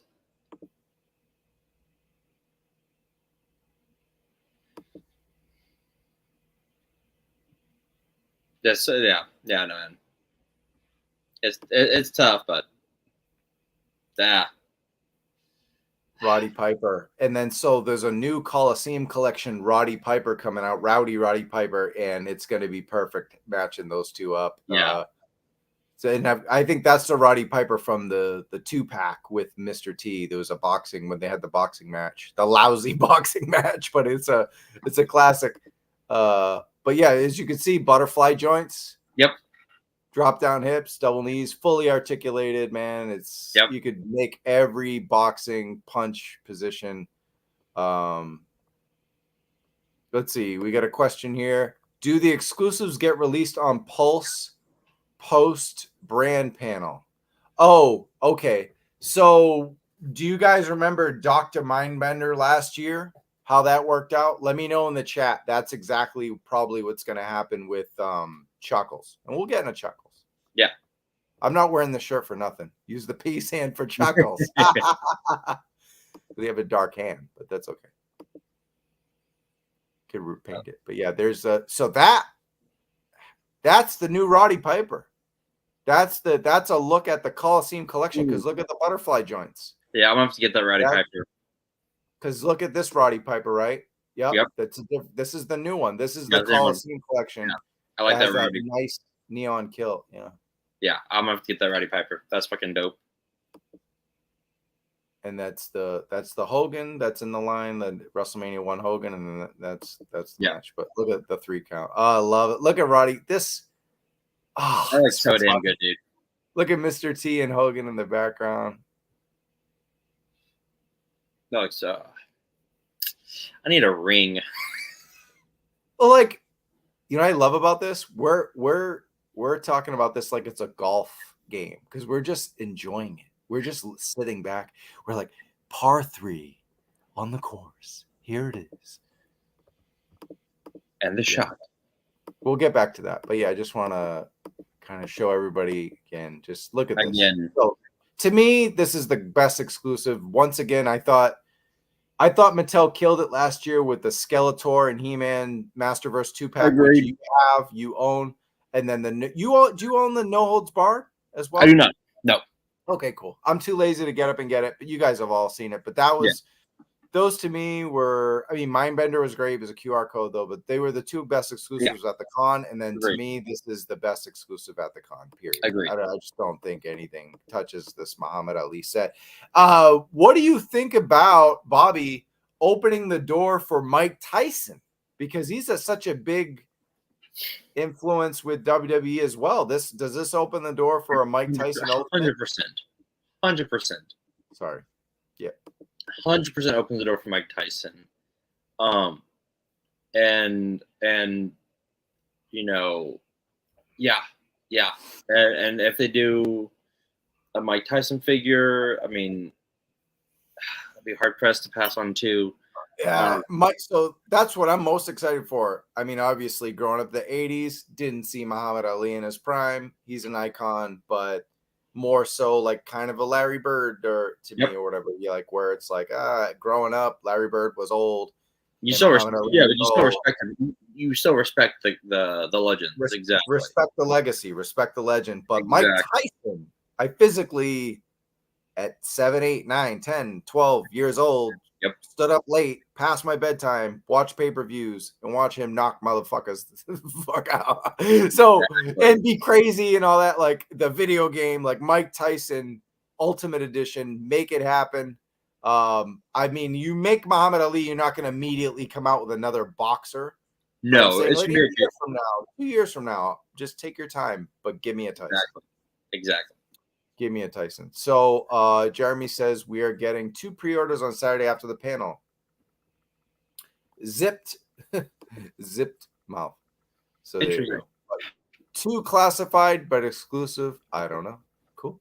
But we'll talk about classified G.I. Joe in just a little bit. And we're going to go more Mattel. We have a Robert Behar figure that's coming out with a dinosaur. You want to take us through this? You got yourself your own action figure. Look at that. Side by side shot of Bobby. Look at that. Well, what do I do? How do I put you there? Will it work? Oh, right here. Whatever. Nope. It's okay. It's okay. We'll look, keep showing me. All right, go ahead. Anyway, you got yourself a damn figure. Someone tell me how to work StreamYard. I've only been doing it for 2 years. This is a must buy for me. Like I've got Lucas, I've got Filoni, and look, Spielberg's one of my idols, and so this is a no-brainer.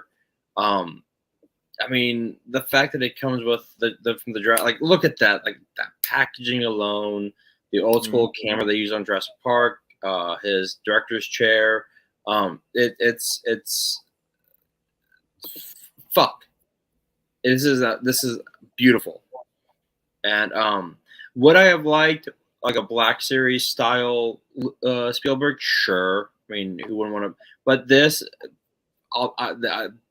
beautiful.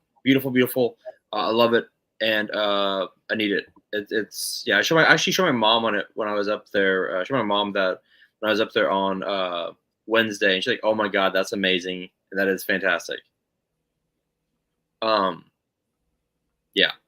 I was gonna say David Speck probably knows what kind of camera it is. Yeah, exactly. Actual Hollywood cameraman. I mean, look at that. God. Spielberg. David Speck's gonna have his selfie series figure with this camera. I'd buy one. Same. I want him signed. I want David to sign it. Look at that. Look at that. I mean, and I love the fact that the dinosaur, the Dilophosaurus is on like the little like cart that they use to like stage him. This is an absolute like, for me, this is the exclusive of the there you go. You fucking might. Oh, this is great. I don't want to ignore this comment, but just real quick, look, it's gonna be on Pulse after.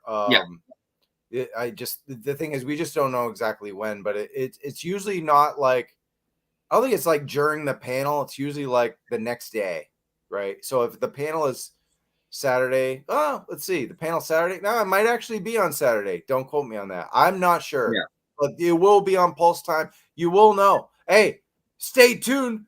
Watch A Toy Kind of Mood on Instagram. The second it goes on Pulse, I will put it on my story, and it'll be on the website. So boom, boom, boom. Follow us on A Toy Kind of Mood. Follow Chaz the Guru is a good one. Paternia, Chaz the Guru, A Toy Kind of Mood. If you follow those 3 accounts, you will get it. Yes. Right? You'll get it. You got to follow us because those guys are faster, but we're pretty fast too. We'll get those exclusives up there for you. But no, like for me, this is the exclusive of Comic-Con.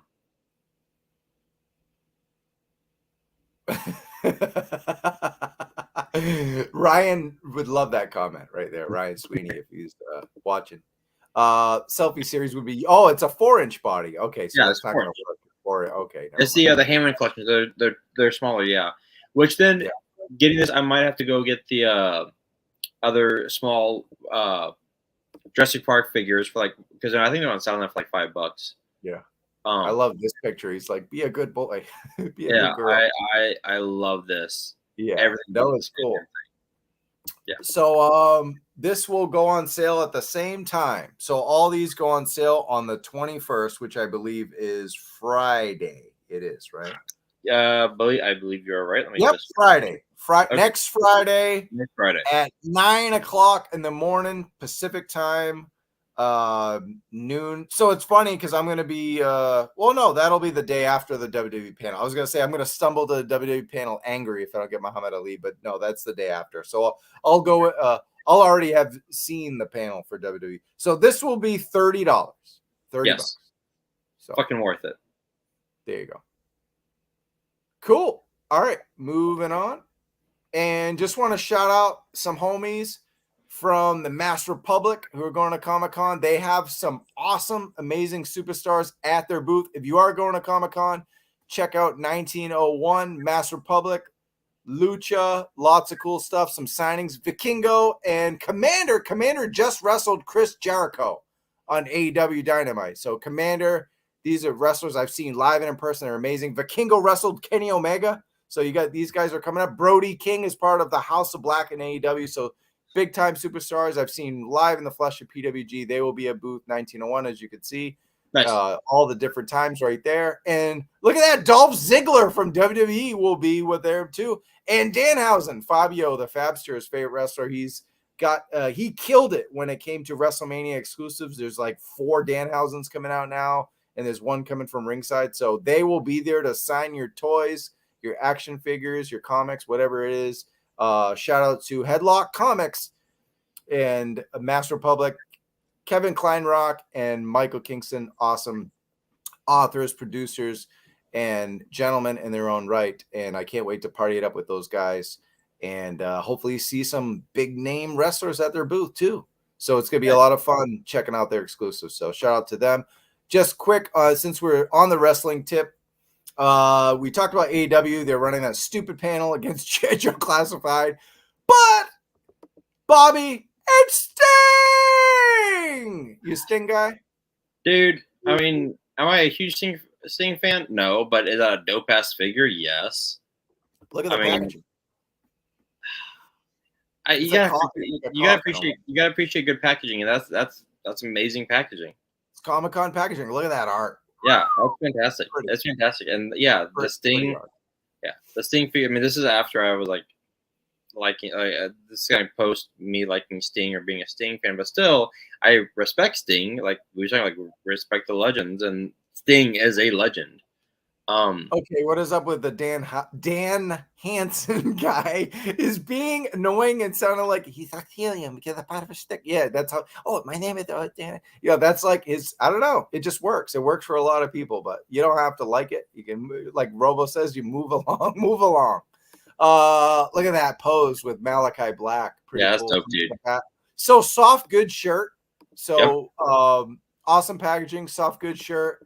I believe 2 different sculpts. We only see one there, but maybe just one. I don't know. Let's see. Do we see 2 sculpts there? I think maybe just one. It's just one. I think it's just one. Yeah. We kind of pretty much knew it would be a repaint. I was thinking they were going to do a CM Punk, but they did the candy bar last year. And I think the thing is, we didn't know CM Punk was coming back to AEW until only a couple months ago officially. So they probably didn't have a toy in time for CM Punk. And that's why they're on hold with Supreme. But more wrestling figure talk. in the weeks to come when we have JP on from Ringside, and I'll be on the Wrestling Figure News podcast as well. So moving on from wrestling. More Jazzwares to do in Call of Duty line. Now, I know a lot of G.I. Joe Classified fans are excited to pick up Call of Duty figures as fodder, if you will, kind of like Action Force or whatever. Yeah. Look, I dig this figure. That looks dope. I don't have any much to say. I love playing Call of Duty. I love the game, and like the figure just is amazing. It really does. Like, bravo. Yeah. There's some shit talking in the chat about Danhausen. People are gonna fuck up David Speck. So that thing is ugly. So not everyone likes it. I think it'd be a cool fodder to have in the background. It's supposed to look ugly. It's supposed to look, it's supposed to look ugly. Not everything can be as pretty as you, David. Okay. Right. Exactly. But so what's funny is if you look at this picture, you're like, man, that's a small ass head, kind of like that Brock Lesnar we were talking about. But then you look here and it looks a little more proportioned. Still looks small, but it doesn't look as bad when it's posed. But that does look tiny. Man, that looks like a small ass freaking. You can't always go by renders though. You can't until you get it in hand. Who knows, right? Then when you get it in hand, you're like, man, this is ugly as fuck. God damn. Yeah, not always. Sometimes in hand is better. I've started to realize that. But 100%. But look, that AEW Unrivaled Sting's $40. It is a Comic-Con only. So their exclusives are Comic-Con only. They will not be online. It's kind of like the Brody King last year. I don't remember many of their other exclusives. I didn't get the Brody King. I went to their booth. They were like, come back. I'm like, never mind. So done. Yeah. So it was Brody Lee. Sorry, not Brody King. So Brody Lee, rest in peace. But yeah, this Call of Duty figure, the Ghost, will be $39.99. Ghost, The Last Breath. It will be at the booth 3513, and I'm pretty sure it's going to be sold out fast every day. So this and Sting will go because people go to Comic-Con to scalp things. So yep, exactly. If they're only exclusive at the booth, they're going to sell out and probably within a couple hours. So there's that. Call of Duty. All right. So this is real cool, man. This is dope. What do you think? What do you think of it? So I'm thinking that. Are you sold after Tony and I showed off our Jada toys? Are you sold or what? Dude, look. I was just about to say after watching you and Tony wax poetry, wax nature on y'all Street Fighter figures, I was like, goddamn, I want to get on. I want to be cool with these Street Fighter figures. And then this Dark Ryu was like, damn it. Yeah, that is just. If I was going to Comic-Con, look, I'd get that Spielberg. Yes, A. B. I'd get this Dark Ryu. This is just. It looks so good. It does. Look at that. You could even have him smash through the sign there that he has. I know. I love it. I love doing that in the game. Dude, not Kid is not better than Ryu. Ryu is always better. I loved him when he was in the gray. Ken is my go-to in Street Fighter 6, but let me tell you, it didn't go so well. Just ask Fabster. He put me out of the tournament, and I don't know if Daniel's watching, probably not because of the AEW collision on the night, but Daniel took Jivo and I didn't take it because I was relying on Ken. He didn't get me through the hard times, but yeah, this Evil Ryu is dope, and man, it looks fantastic.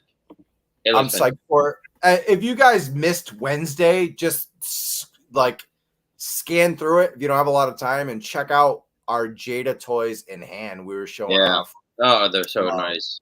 Fei Long in regular ass Ryu, but yeah, this will be on sale at the booth 3744, but it will also be online on Thursday when Comic-Con starts at noon. So it seems like most of these exclusives are going up at noon for multiple sites. So 9 a.m. Pacific time, noon. Jada Next Level website. Get yourself an Evil Ryu online. It is 1/12 scale, Evil Ryu, the best articulation and accessories you're going to get for the buck, other than maybe classified. But yeah, as far as articulation, you're getting better. But as far as accessories, a little less. But you're getting a whole lot for $25, much cheaper than Storm Collectibles, and they look great, feel great. Have no issues with these. They're just freaking amazing. So I want these Street Fighter figures to go the new Mega Man figures starting a video game shelf. There you go. That'd be cool. There you go. So they also have a cereal mascot's Booberry at their booth too. I don't and it's gonna be on Entertainment Earth for $20. I don't have a picture of that, but all right. So that's Jada Toys. Looks fantastic. Moving on to, I'm gonna run through this really quick. By all means. Know if we have a whole. Are you a Dragon Ball person at all? Have you ever been? I was in college. I like Goku, Vegeta. Like I like the lore. I love the figures. It's one of those figures where I wish I was more into the line to justify buying the figures. Yeah, well, here's the thing. The way I look at it is like I just buy Vegeta when it comes to Dragon Ball. Like I have a couple Goku, but I just kind of buy the character I like and I stick with it. Yeah, I'd get that Goku. I do need to. Vegeta is Bay. I have like 6 Vegeta shirts. I'm a big Vegeta fan. I don't know, man. So. I need one Goku figure. I really do. I need one Goku figure and one Vegeta figure. I just need to get those out of the way. But yeah. So I pre-ordered a Super Saiyan God Super Saiyan Vegeta figure that is coming out later in the year, but I am going to pass on these, but I'll just run through them really quickly. Yeah. This is the SH Figuarts Dragon Ball Z Majin Vegeta, and it'll be $75. And so I don't collect yellow hair Vegeta.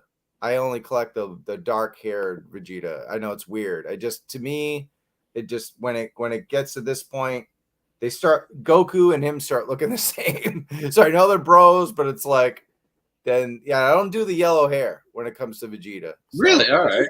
Yeah, something weird. I don't mess with it. I think this is amazing. That blast effect is sick. But anyway, so that'll be $75. These are very pricey because they're international. Bandai, Tamashii Nations, SH Figuarts. They got so many damn names. Are these Bandai? Are these Tamashii? Are they SH Figuarts? They're all the same. And they're bluefin and all. It's like, God, how do you keep track? So anyway, we got this 2-pack coming out. SH Figuarts, Dragon Ball Z, Raditz, and Son Gohan, the kid. So we got the kid version of Gohan with Raditz. As you can see right here, this is a freaking amazing figure. It comes out amazing. $85, you get 2. That's not bad. Good value. Look at that. That's a bulky boy. Yeah. That's a fun pose. That's fantastic. Vlad, really damn good figs. Yeah, they're top notch, top of the line. Yeah. It's so funny when you buy these because when you look at this, you're like, damn, that's like a big boy. But then they're like true 1/12 scale. They have the smallest freaking boxes. Yeah. You know what I mean? And you feel like you don't get a whole lot from them, but then once you start playing with them and you see the articulation, I know. So. All right, we got some comments flying in about all this anime craziness. Yes. Dave Speck, our best friend, Dragon Ball Z. Yeah, well, go F yourself. If Jada comes out with Dan in his top pose, that would sell out. Oh, hell yeah. I want all of them. I'm all in on Jada. I'm buying every single one. Classified and Jada and is like my all-in lines. And then I buy a lot of WWE, and then I kind of like cherry pick the fuck out of everything else. That's now where I stand with figures. I just got the first Dragon Ball Z SH fig, and it's a problem already. The slippery slope, my friend. I steer clear. Storm Collective was already soaking up too much of the dope for show. Why does the word Vegeta sound so dirty, especially when Trav is talking about regarding hair color? No comment. Oh, I've got a few. Oh man, well say them. It's a toy kind of mood at night. It's at night. You can say it. They're worth the money if you got the money. Yeah, man. Exactly. If you've got the money. On Wednesday, I showed off the Kakashi Hataki, which was awesome. And I showed off Chainsaw Man. Man, I'm digging. I'm I'm starting to catch up on Chainsaw Man, and I'm on like episode 11 or 12 right now, and I'm it's bloody fucking Is violent. it? And We're sick. watching Spy by Family, which I like. I never heard of it. Spy by Family. Yeah, Ashley read the entire series, and then we were watching the anime, and it's a spy has to infiltrate a school. So he adopts a 8-year-old or 5-year-old with telepathy and marries a spy and marries an assassin. So it's sounds like an anime. Exactly. And then Zom 101 just arrived on Crunchyroll. So that is a book I absolutely love. So look at that. Crunchyroll references on a toy kind of mood. I've been a subscriber for years now. So here you go. Spy Family. So good. I knew Melanie would like it. I don't know why, but I knew Mel would watch it, would like that. Beautiful. Yeah. This anime portion of the show is going a lot better than I thought. I thought everyone was just gonna dip, but anyway, right. Yeah, we got ourselves a Super Saiyan Goku and Super Saiyan 2 Son Gohan coming up right there with the shadow, the ghost, if you will. So really cool, $90, but you get 2 figs. You know, we talked about 4 spirits, and you basically get one here with the Son Goku, Son Gohan. So yeah, really cool. I'm not gonna grab any of these, and yeah, we also have, speaking of Naruto, which we talked about, Shippuden, you got Jiraiya. So I'm a Kakashi guy. I have Naruto, I have Kakashi. But I don't know. Man, now I look at it, it's like $90 though. It was like 75, but 90. I don't know. It's a lot. It's a lot for one figure. $90 a lot. So, but damn it, I don't know. Maybe they won't sell out and they'll drop. But I don't think the international prices don't seem to drop so much. No. All right, moving on to the next thing. Ninja Turtles. This is where you excel, so I'll let you take us through this. Yeah, so NECA's dropping their 3rd VHS exclusive. We got obviously Turtles 3 when they go back into feudal Japan, and I'm glad that NECA has kind of kept. But made the figures look just better. Let's just be real here. These look better than the actual movie costumes did. I don't know. I still have a soft spot in my heart for this 3rd one, but these figures look fantastic. Yeah, NECA just kills it all the time. I don't need any of these figures. This is a pass for me. But hey, if you like Turtles 3, then I remember I went. My mom took me and I think 3 friends for my birthday. I forget which birthday it was. It might have been my 10th or 11th. And it was not Jim Henson Designs, which is why the turtles look so janky. And yeah, there was just a lot wrong with Turtle 3, but they can't all be bangers, and they can't all have the soundtrack for. They can have a Vanilla Ice soundtrack. So yeah, cool. Yeah, this is definitely a pass for me. All right, yeah, $150. It's at the booth. The pre-order again, noon again, but it'll be noon every day this weekend for NECA. Next weekend for NECA, so it'll be Friday, Saturday, and Sunday at noon Eastern, 9 a.m. Pacific time. The Turtles 3, Samurai Turtles. Hard pass. Lots of stuff, but yeah, $150. Although I do like the fact that it comes with alternate heads. I do like that. But yeah, so hard pass. Hard distance passes. Yeah, there's the alt heads. Yeah. They look really good, but yeah, it's just yeah. I do remember watching and going, why are their faces weird in this movie? It wasn't Jim Henson. These are the Wish versions. Wish versions. All right. So another line that you're very familiar with. You're kind of our go-to when it comes to. You're a Goku. When it comes to Marvel Legends. How you feeling about this 2-pack, sir? I fucking dig it. Look, this Bob the Hydra agent and Deadpool.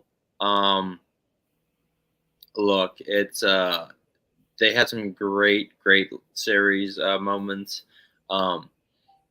I like the fact that there was one where he's with Bob and another Hydra agent, and like Deadpool is bashing Episode 1 Star Wars, and the guy's like, I kind of like the Jar Jar Binks, and he just like pulls out a gun and shoots him in the head, and then points a gun at Bob. Like he's like, I hate him. He's like, all right, I like you, Bob. I like you. Yeah, this is a get. I mean, this is fantastic. I don't have a Deadpool. Am I getting this right now? No, I probably will have to like wait for the third market or a third. But look at that. That's really cool. That's an awesome shot. That and that's look, and Marvel once again the detail. That has Bob on the thermos. I love this. Yeah, it's fantastic. It's fantastic. Yeah.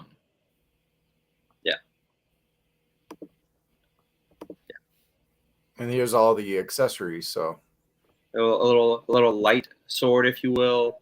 2 guns, briefcase. He's got a. Yeah, I mean, this is a lot of good stuff. The 2 different heads, you know, the staff, the size. Like this Deadpool is, you know, loaded for either a good night on the town, depending on what you can do with that bazooka fister, or so yeah, no, I love this figure. I love this 2-pack. I think it's great. Did you get any Marvel Legends shipping now? I know Amazon is just shipping like a whole lot. Are they really? I did not. Lucky, because that would have been a lot of hits on the wallet, a lot of hits on the credit card. Because I just saw like Preternia post that there was like 12 different, like maybe even more than that. I saw that same one too. Like, oh, thank God! Like, oh, yeah, no. So look at that. The weapons are colored Ninja Turtle colors. Yeah, you got the staff and the size and everything. So the only thing you're missing is the nunchucks. Yep. Yes. Can't wait to do a free pull with Uncanny 275 Wolverine in this figure. True. Very cool. Yes. I think it's good. I mean, it's somewhat of a repack, but these are retooled. We get pinless. And there's a little bit of different deco. I don't know. It's a QR code. I'll probably pre-order it and then see how it goes. It depends on the price. We haven't gotten a price for it yet, so I'm gonna say probably like 60. 50. Yeah, no, 60 because of San Diego. I don't think it's 50. If it's 50, it's selling out. I think it's 60 and it doesn't sell out. Agreed. Or it could sell out just because it's a QR code and people will buy them to try to flip and all that, but I don't think it will. Exactly. All right, another avenue that you're familiar with, and we made fun of this the other day. You went off on it, so now it's your time to go off on it again. That's why you're here. Look, this figure looks like, okay, so I did this on the Instagram post. This looks like when your siblings got a hold of like your figures when you were like little, and they started painting it with like your mom's nail polish, and was like, oh look, I painted your figure. Like, what did you do? What the shit is this? Like, I get that it's meant for like posing, but like this is like the one pose. But even this one pose, it still looks bad. Like the red shading on it looks bad. It looks like it was like, you know, you threw paint at it. It's like, what were they thinking here? And I get that they're trying to emulate this like this Jim Lee painting, but an absolute failure. Like, it's just like the only thing right about this is the packaging, and that is it. Other than that, and even then, like, it's just like the bare minimum that they could have done with this, and it's just looks bad. I'm sorry, McFarlane, but you've done much better in the past. Shit. My kind of exclusive, the kind I don't want. Like, it's just and look, like, and what I think what irks me even more, and I'm about to even rip on another Superman figure even more, is that in the past, for 2014 or 2013, 2014, they did this is one that was DC Direct, and it was the Jim Lee sketch Batman and the Jim Lee sketch Superman. And the sketch, when you looked at it from the side, looked like it was a Jim Lee sketch. And when you looked at it front on, it still looked half sketch, half black and white. It was so amazing. And it was a great reference too. But this, I just feel like they're trying to be experimental with it, and it looks just like an absolute failure. I got nothing. That was it, man. We can move on from that. You friggin' nailed it. Yeah, it's pretty sad, but I'm sure people will buy it and eat it up. So there's a. What do you think of this one? This is one of those things where we're like, okay, you know why this works so well is that this is like I said, this is Kelly Jones, based off the Kelly Jones, Nightfall Batman. Yep, exactly. This is when you do the paint deco fucking right. Look at that beautiful look at the black shading on the trunks and the mask. Like that looks fantastic. Look at the blue on the cape. Like the grays look different than the other grays. Like the blues look different than the other Batmans. Like the base for the figure, like the figure itself, is a different Batman than we've seen in the past. This is a slightly skinnier Batman. Like this is a great Batman. And if I didn't already, like, if I needed a Batman, like I already got Hush and I got the 1000, like this is 100%. I want this fucking figure. Like I love the stand. I love like that like early 90s Batman like logo. Like this is everything right with like everything that they did horribly messy with that Superman. It was like the complete opposite. Like it's like, okay, you see what you did wrong? You can't crack his back. his joints are loose. Look, if you like, it's like well, everything you did wrong on the Superman, do right with this Batman. This is what you got. Like it's beautiful. Even like the fact that it stretches and the shoulders and on the hips. Look at that. It actually it looks like it's actually like pulled on him. It looks fantastic. Like this. Absolutely. This is a work of art. Yep. No, they nailed it for sure. It's one of those things I was like, damn, I just sold all my McFarlane figures, but if I was still in it, yep, I would not hesitate at all. This is the DC Multiverse gold labeled Nightfall Batman. It will be at the booth 4645. I'm not sure about pre-orders, Bobby. Do you know? I do not know. I think it's just at the booth from where now, but maybe you guys in the chat. If I can hear music when looking at a figure, it's a good figure. No. Yeah, but it's super dope for sure. So we just saw a miss and we just saw a hit. It's sad that the miss is Superman because oh my god, McFarlane gets hell for coming out with a Batman figure every day, but he tends to hit with Batman. He does. He tends to fail with others. So that's how it goes. Here's another look. Look at that. That's so damn good. But since the back doesn't crack, pass. That was a great one. So when Vlad made that point, here's the thing that I cannot mind. It was I don't think they would do this with a figure now, but when X-Men first came out, the first like in 2000, the Xavier figure could not stand up. The legs were meant to be wobbly, so if you set him up, you'd fall. I don't think you'll see that in figures anymore. Yes, no.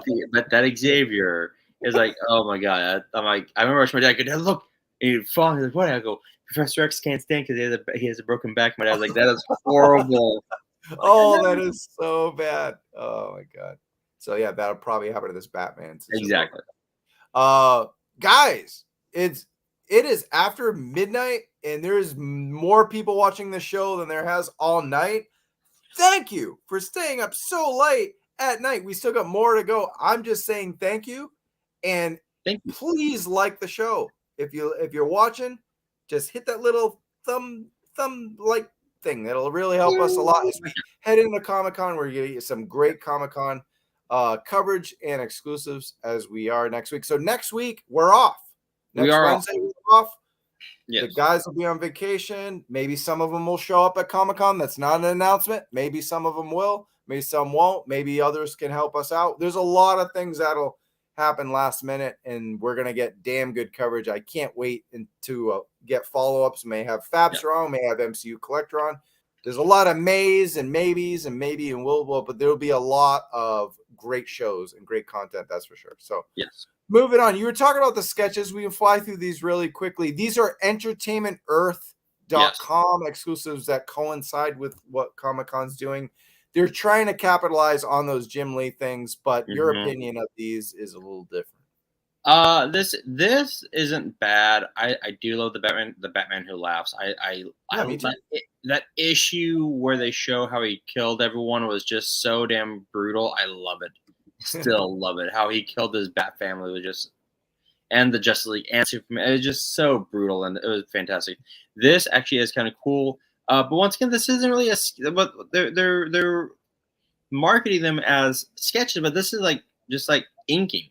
Like it's not even like there's no black and white on it, it's just pure inking, and that's where I'm like, miss. Swing and a miss. Like not bad. I'm not gonna lie, I had the Man Who Laughs. I sold out. I got out of the line just because I have too much stuff, but I would probably grab it. They're nowhere as good as the Jim Lee sketches, but I don't know. I don't really hate this either, man. I think they're. I don't hate this. This is garbage. This is garbage. Poor Superman. He's getting beat up tonight. So look, I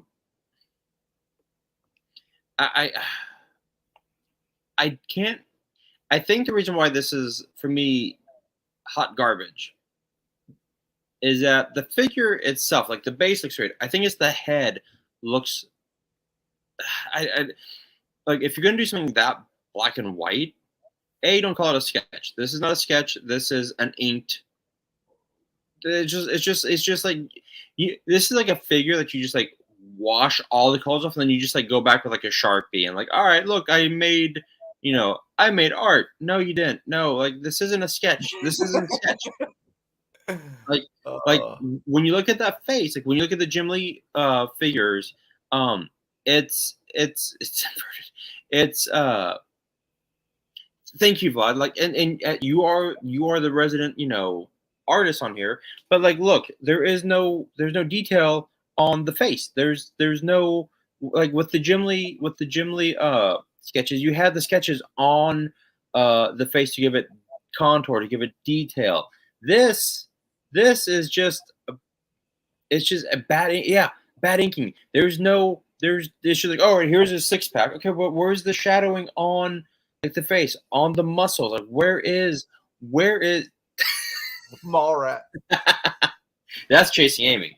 But Chasing, sorry, I should know that because I freaking had I redid the scene. One of my favorite Kevin Smith films next to Dogma. But like there's no art to this. There's just like I'm just gonna like put black ink along the muscle lines. Okay, but where's what the shit? And like the even like the cape is like kind of sad and shallow and pedantic. It's just a black cape. Okay, cool. What? There's nothing here. Fabster's in the house. We were just talking about. You were talking so much smack. The DC Direct Sketches editions were also repaints of exactly essentials at the time, but the sculpt was on a mold at least. Exactly. It looked like Jim Lee art. It did. It looked like Jim Lee art, and that's this is crap. Move on. Okay, yeah. look at that shit. I'm trying not to yell. Because I know Ash will text me like you're yelling. I'm like, okay, I'm yelling because it's crap. Look at it. It looks like the hair looks like you like dropped white out on it. Okay, it's not even like done gracefully. It's like you dropped white out. It's like you're like, oh, I'm gonna like Sharpie. This reminds me of like when you get like a free sketch. Like, look, if you get a free sketch from someone, fantastic. But they're always like very basic, very basic. This it just pisses me off. Yeah. And then these are not Comic-Con anything, right? They just kind of dropped, but they were these are not Comic-Con. We'll talk about that, but you want to just run through these really quickly, and we'll catch up with Comic-Con. Let's run through them. So what we got first? We got first Prince Superman. Okay, look, I know people are like kind of bitching about the size of the body. Look, yes, Vlad, you do not suck, but look. That Superman face looks like he's like, I Superman, I save cat, I beat. Look, it looks, but look the old art was very basic. They weren't supposed to be derpy. in a way. Yeah, It's like and classic look, retro. and I know people were complaining about The face sculpt looks good there. That's a it pretty looks cool good. looking face sculpt. It is a pretty dope face sculpt. It is like the old school like Superman S, and yes, people will bitch that his boots are blue, but that's because yes, in that Action 1 it is red. However, as you look in what it is, they are blue boots. He had blue boots at the beginning, so yeah, this is a great rendition of that first Prince Superman, and if I can find it, I will get it. All right, don't worry. We're going to talk about all your favorite Hasbro stuff in a minute. But yeah, okay. So Yeah. I like the chains. That's cool. I think it's I like what they did here. Yes. And this packaging looks cool in the packaging. Yeah, the packaging, and they're doing a new packaging for like a new like anniversary. As I forget what the McFarlane figures are called, but it looks good, and it's supposed to be like. Is it just me, or does it look like there's more articulation on these figures than previous? Are we getting more articulated? That looks like butterfly joints and stuff, right? Looks like it. Actually, it slightly does. Yeah, it does. Yeah. Yeah. Okay. This is the worst Superman of all time. No contest. I don't know. I don't No, Bexar. This is not the worst Superman of all time. The worst Superman of all time was the Dark Metal Superman. That was horrible. Okay, so yeah. Alan Scott. Okay, and so real quick, Vlad, why aren't his boots painted? Because at the beginning, his boots weren't painted; they were actually blue. They were. It was a cost-saving measure. On the cover, he had like the little red booties, but what are the painters at the factory mumbling to themselves when painting those? I got it. That was Cocaine Superman. It was. No red boots. Yeah. I don't know. I guess he's getting a lot of shit, but that was well. Okay, so because oh yeah, look at the comic art. Does show red boots. Okay, what's the answer to that? But what I answered it is the fact that it's the fact that he was wearing pajamas. Here's the thing. Yes, on that cover, he is wearing red boots. He has the red booties on. However, inside the book, he actually has blue. It's all blue. It's all very basic. Oh, okay. It's all very basic. Yes. And yes, and Spectre, right, like I said, like his body is too buff for that era. They didn't get big until like the 80s. But he's wearing pajamas because back then it was mainly to look like the strongmen of the time. They would wear like the giant, like full body. So, okay, Alan Scott, that's a fantastic. I know. Dave's story pointed out that his ring is on the wrong hand. However, this still looks amazing. This is. I love the fact that how do they miss this stuff, man? I don't know, but look, this is a fantastic, especially since we just got Jay Garrett. They're giving us the JSA, and it's not irrelevant. Vlad, I'm right.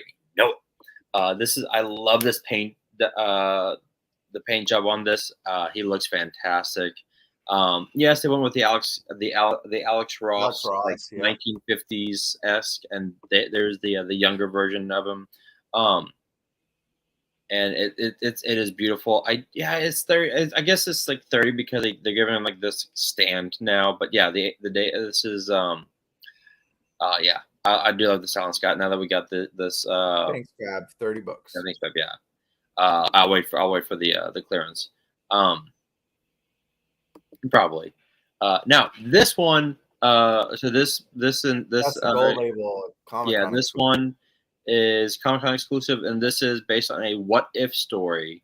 The Dread Lantern. Dread Lantern. Gold label Dread Lantern. Exactly. Kind of become like a Ghost Rider type where so it was during the first crisis where Earth 2 got destroyed and they came to Earth 1. Well, in this one, Earth 1 got destroyed, and so they went to Earth 2, and to save Earth 2,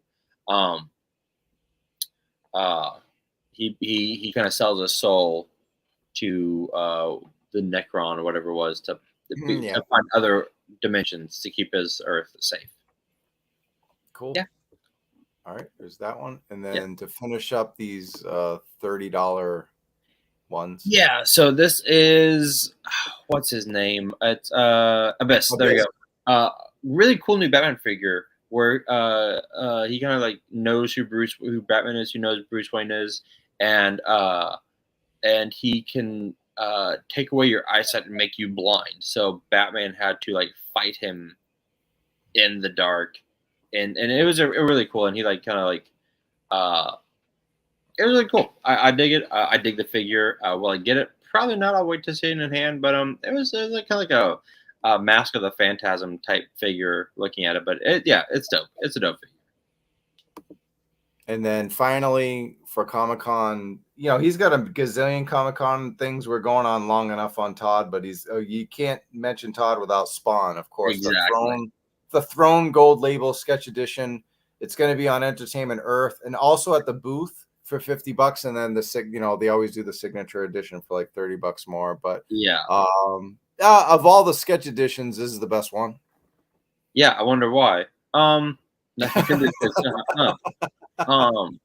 once again, it's not a sketch, it's a ink. But once again, you know, McFarlane is like McFarlane will never release a bad Spawn figure.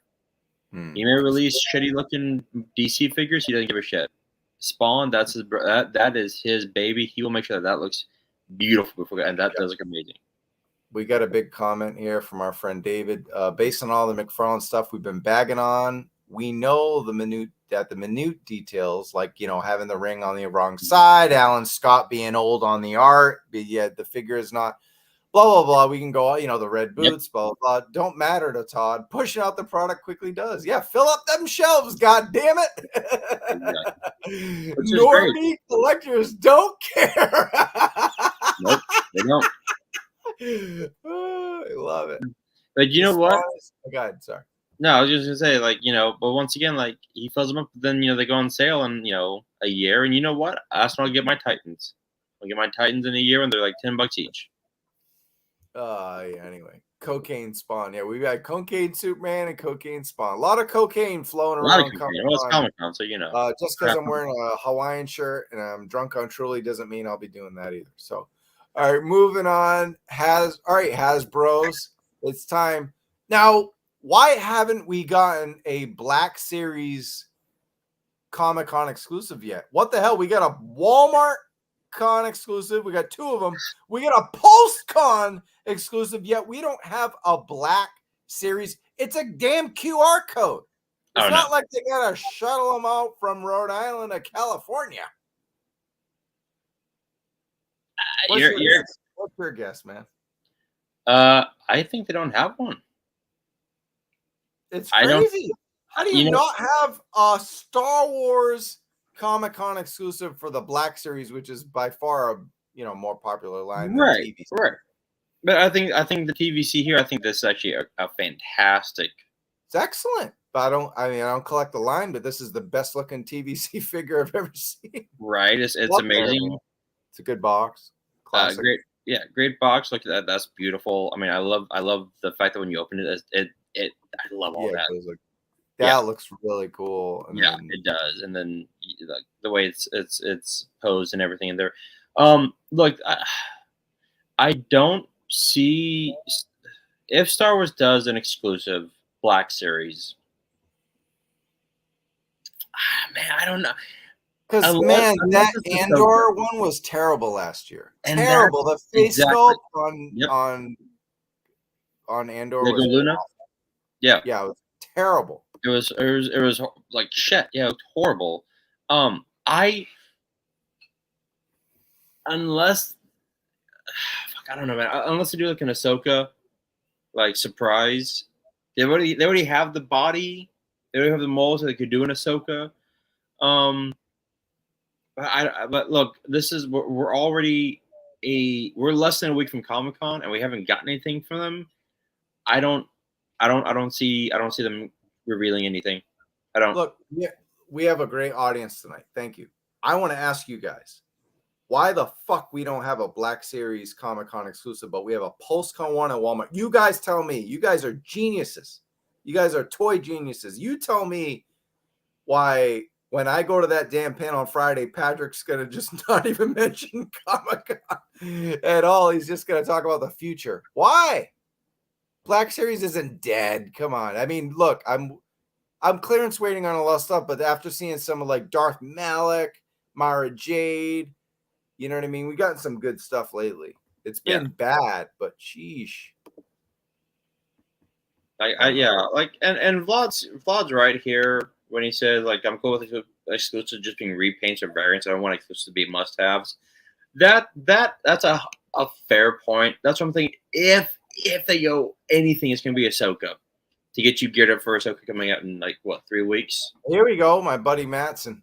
Because Black Series is failing, and the HasLab has sucked in so many clearance figures. Yeah, I can't argue with that.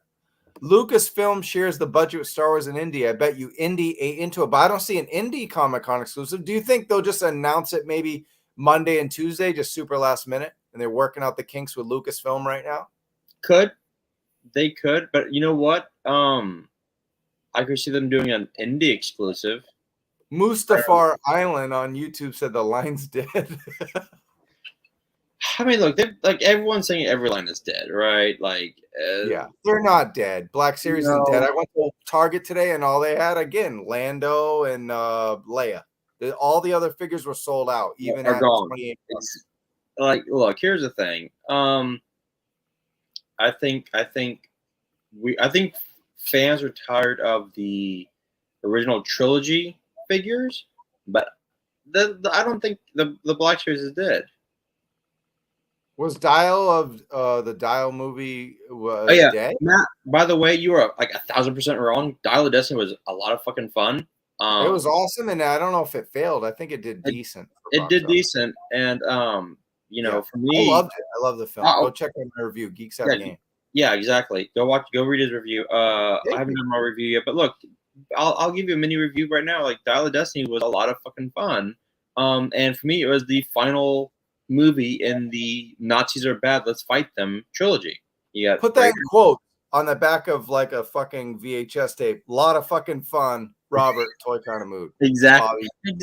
All right, let's move on from Star Wars. Transformers. This is not official either, guys. If you have any insight, I haven't really kept up with Prime versus Prime lately, but yeah, Bobby. This was supposed to be the War Dawn 2-pack. Ariel and Dion, as we see here, to be determined is all it says in Preternia's list. We don't have a Transformers exclusive, but they have a panel. It's Transformers. This must be the exclusive, which doesn't seem like a must get for me. It's a nice deep cut for those folks. But anyone in here interested in this? Anyone in the chat interested in this? Because I'm not, but I think at least they have. It's something, right? Pass. I'm passing. I mean, it's cool. It looks like old school RC. So I mean, but it's. Oh yeah, look at this. Mattson, aren't you supposed to be boycotting a Toy Kind of Mood because Travis is SAG-AFTRA in the strike? That's right. I might actually get kicked out of SAG for doing this podcast tonight. Just kidding. You guys are not promoting anything. We're good. You guys are silly. Yeah, I'm promoting my new movie, Avengers 7. I'm the lead. Chuckles. Moody Chuckles. Yeah. All right, look. No, speaking of fake, Viper Island, we got the meme. It only took 2.5 hours to get you a Viper Island meme, but thank you. We got one today. Nothing to see here. Yeah, it's he said it was fake. I believe it. I think those QR codes are not going to work. It's going to take you to a domain, HasbroPulse.com, and that's it. So anyway, it's oh yeah, we're supposed to look this up. Oh yeah, here I'll look up real quick. Do it? You're gonna do it? All right, look at this beautiful shot. I don't know. It's been making some good moves today. We're at 17,000. So here's the okay. So in the 2 hours we've been doing this show, it's gone from 17,000 and like change to 17,370. And awesome. it's got how many more days left? 2 days and 23 hours left and 29 minutes.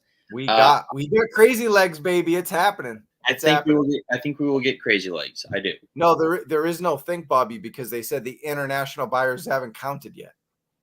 Oh, never mind like your Big Bads and Entertainment Earth that usually buy a couple. I don't know if Entertainment Earth does. Big Bads definitely buys a couple of HasLabs. So they haven't even counted international yet. Then yeah, we're getting crazy legs. Plus the FOMO fools that do it like the last. They try to F5 it like right in. Okay, fuck, I just cashed my check. Blah blah blah. Exactly. Union strong, baby. Absolutely, absolutely. Oh, this is beautiful. Now, for the chat, even though I am the guest, I have a question for the chat. No, go ahead. I've heard or I've seen, I forget where I saw that the Hiss Tank is going to be coming out in September. Can anyone confirm that? We'll see. I don't know. There's like a battle within the chat, so I don't know if they're up on it yet. But I think it is. I think it is supposed to be coming out. Say that question one more time for the folks. Okay, for the folks in the chat. Have we seen anything of when the Hiss Tank will be being shipped? I think when they did the community panel, with the roundtable, they said that they were still expecting a fall release because a lot of us were like, "Oh, are we gonna get it? It's Yojo June?" You know, like that. It didn't happen. So I think it was still a fall release from what we knew. Okay. So September, October was originally August 2023. Okay, and then so September. They said fall though. They said fall in their roundtable. So. Yeah, so probably September, October. Okay. I was just curious how to make sure that I read that statement right. So okay. Bobby, you're one of the hottest guests we've ever had. No homo, not visually, but I meant like right now. Yeah, I am. You are the sexiest guest we've ever had, but it is 12:30 at night on the East Coast, and we've have amazing. I know. This is looking great. Oh look, it's you. It's not me. I have a beard. And you're not blonde. You know what I mean? This is so fucking good. I love the handcuffs. The glasses, the two faces, the lei, the briefcase. Oh, beard gang. It's true. I'm back. Baby. Hasbro protesters. That's a funny one. Oh, this has that won't pass. This won't get made. Okay, Wild Bill. Okay, cool. Glenda, who the fuck is that? That won't get passed. All right. I agree. Even Lenny told me he thinks the QR code thing is dumb. So let's not blame the team. This is above their pay grade. And I hope that's okay that I told people, Lenny, that I'm sure. But, you know, whatever. Yeah. I mean. Did I even swear? I don't remember. Yeah. I'm real snarky. We're all snarky tonight. We're all going. I think so. I think the Dragonfly will get at least 20. I said probably around 21, 22 is good get. I'm predicting the Dragonfly will be 18K by midnight on Sunday. Then on Monday, we'll see a surge of like 3 to 4K. So, yeah, that works for the 21, 22. I don't remember the date, but it'll ship this year. I'm expecting updates or a final reduction. I believe that's great, Pavement Carver, because at the Comic-Con panel, Bobby, we should know when it will ship. Yes. I think that will be one of the big reveals. That's a good question. When will the international be added? I'm going to say, like, I'm guessing they're going to do like Monday or Tuesday. Right, the last day. Monday, they'd have to add the internationals in on Monday, right? The biggest news of the convention is right here. I mean, Viper Island and Junior Viper Island are going to show up at Comic-Con and because Moody's going solo, so they're going to gang up on me. Exactly. Come out, be like Rey Mysterio and Dominic versus Finn Balor. I like how you want a wrestling. I want West Side Story. But whatever. I looked at the pic with the back view of the Dragonfly shooting at the Hiss, and the figure in the gunner slot looks different. You mean this one that we just had? Oh no, you can't see. Oh, can you even see that? What do you? Well, all right. Anyway, let's talk about Chuckles. What do you think? We didn't. You didn't really get to talk about Chuckles. You didn't. You came in right after we talked about Chuckles. So go ahead, man. Talk about this comic. This is our final hurrah of the show tonight, guys. So go ahead. This is actually just fantastic, and I didn't get Mindbender. I didn't get Serpentor, which I regretted both of them. I'm gonna get this. I'm gonna get this. Look, the fact that they've got the handcuffs, I mentioned that earlier, but come on, there's something like you can even like have like him having like a bad night with someone. Yeah, they have bad night with the bats because they're telling the story right over here. Exactly. I was just joking with the fact that he likes to he gets a little kinky and this is late night. He gets Chopper likes to get a little kinky. He does. And in the last laugh comic, he bangs Baroness's sister. and Jinx. They don't show him banging Jinx, but he's making out with her and stuff. So I'm assuming he's double life. Double dipping. Look, but after that, like I know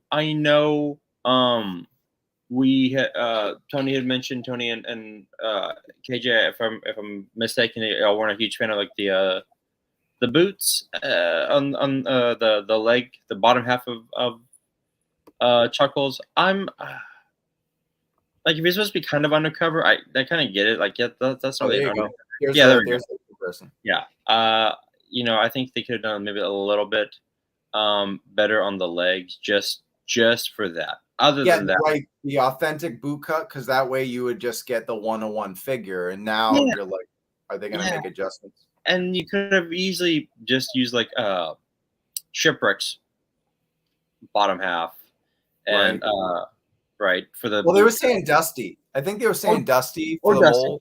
Or Dusty. Yeah, either way, that's fine. But look, that being said, this is still a fantastic figure. I think it looks great, especially when you put it next to his old school. Still looks dope. You can tell that Lenny and Tony put a lot of love into this, and it's a 1,000% buy. And you know me, I like getting the good guy. So yeah, I will get Chuckles. I'll make sure you get a QR code then, sir.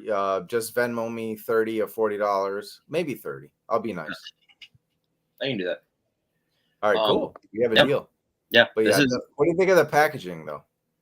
I like the packaging. I like that. I can do without that one. But if you go to like the other one, I love that. It's cool, man. It's got the Comic-Con flavor on it too. They were like, when they were in the room, all four of them, or 3 or 4 of them, and kind of brainstorming, or they were on Zoom or whatever. They're like, come up with a Comic-Con exclusive, Chuckles. Yep. And then they were like, all right, they actually didn't just be like, what figure haven't we done that we could do? They were like, let's come up with something that has a theme that fits. Like, it's probably Cuba or Miami or Hawaii, but I'm saying It just feels like, look at the shirt. It feels like a Comic-Con, San Diego Comic-Con exclusive. It just has that feel. They're doing everything 100%. Right. 100%. Like, I love that. I love everything about this, dude. Yeah. Yeah. I mean, I like that. There's a tease for something later. But yeah, I mean, look at that's pretty cool, right? So I think that probably is Miami, but yeah, that's it looks like Miami because a big city on the coast. Exactly. Yeah, that's not Hawaii or Cuba, but but that's still it's Miami. But people are taking their guesses. It looks kind of like GTA Vice City in the back. Vice City, yeah. Yeah, it's a cool exclusive, and Chuckles isn't really a deep cut, but. So he's worthy of a Comic-Con exclusive, because that's the thing. You have to find a balance. You have to find a character that is worthy of a Comic-Con exclusive, but you can't have like the main character where it's hidden behind this QR code or whatever it is. I mean, we don't look. People are asking me about, can you get me a QR code? I might not be able to. I might get one that works for me, and it might not work for you. Last year it worked for all of you, or most of you, or some of you, but this year that QR code might not work. I'm thinking it's going to just be one universal QR code, but if they really care, they're going to make 3,000 different QR codes, which I don't think, that just would cost them money. I don't think that's going to happen. Roman makes a good point. It could be Hawaii. Why? Because delay. Yeah, but you can have a lay anywhere. You can have a lay in San Diego. I don't know. We'll see. Maybe. You can get laid anywhere. Where can I find one to go, like, to bring for Comic-Con? Any party shop, dude. Any party shop.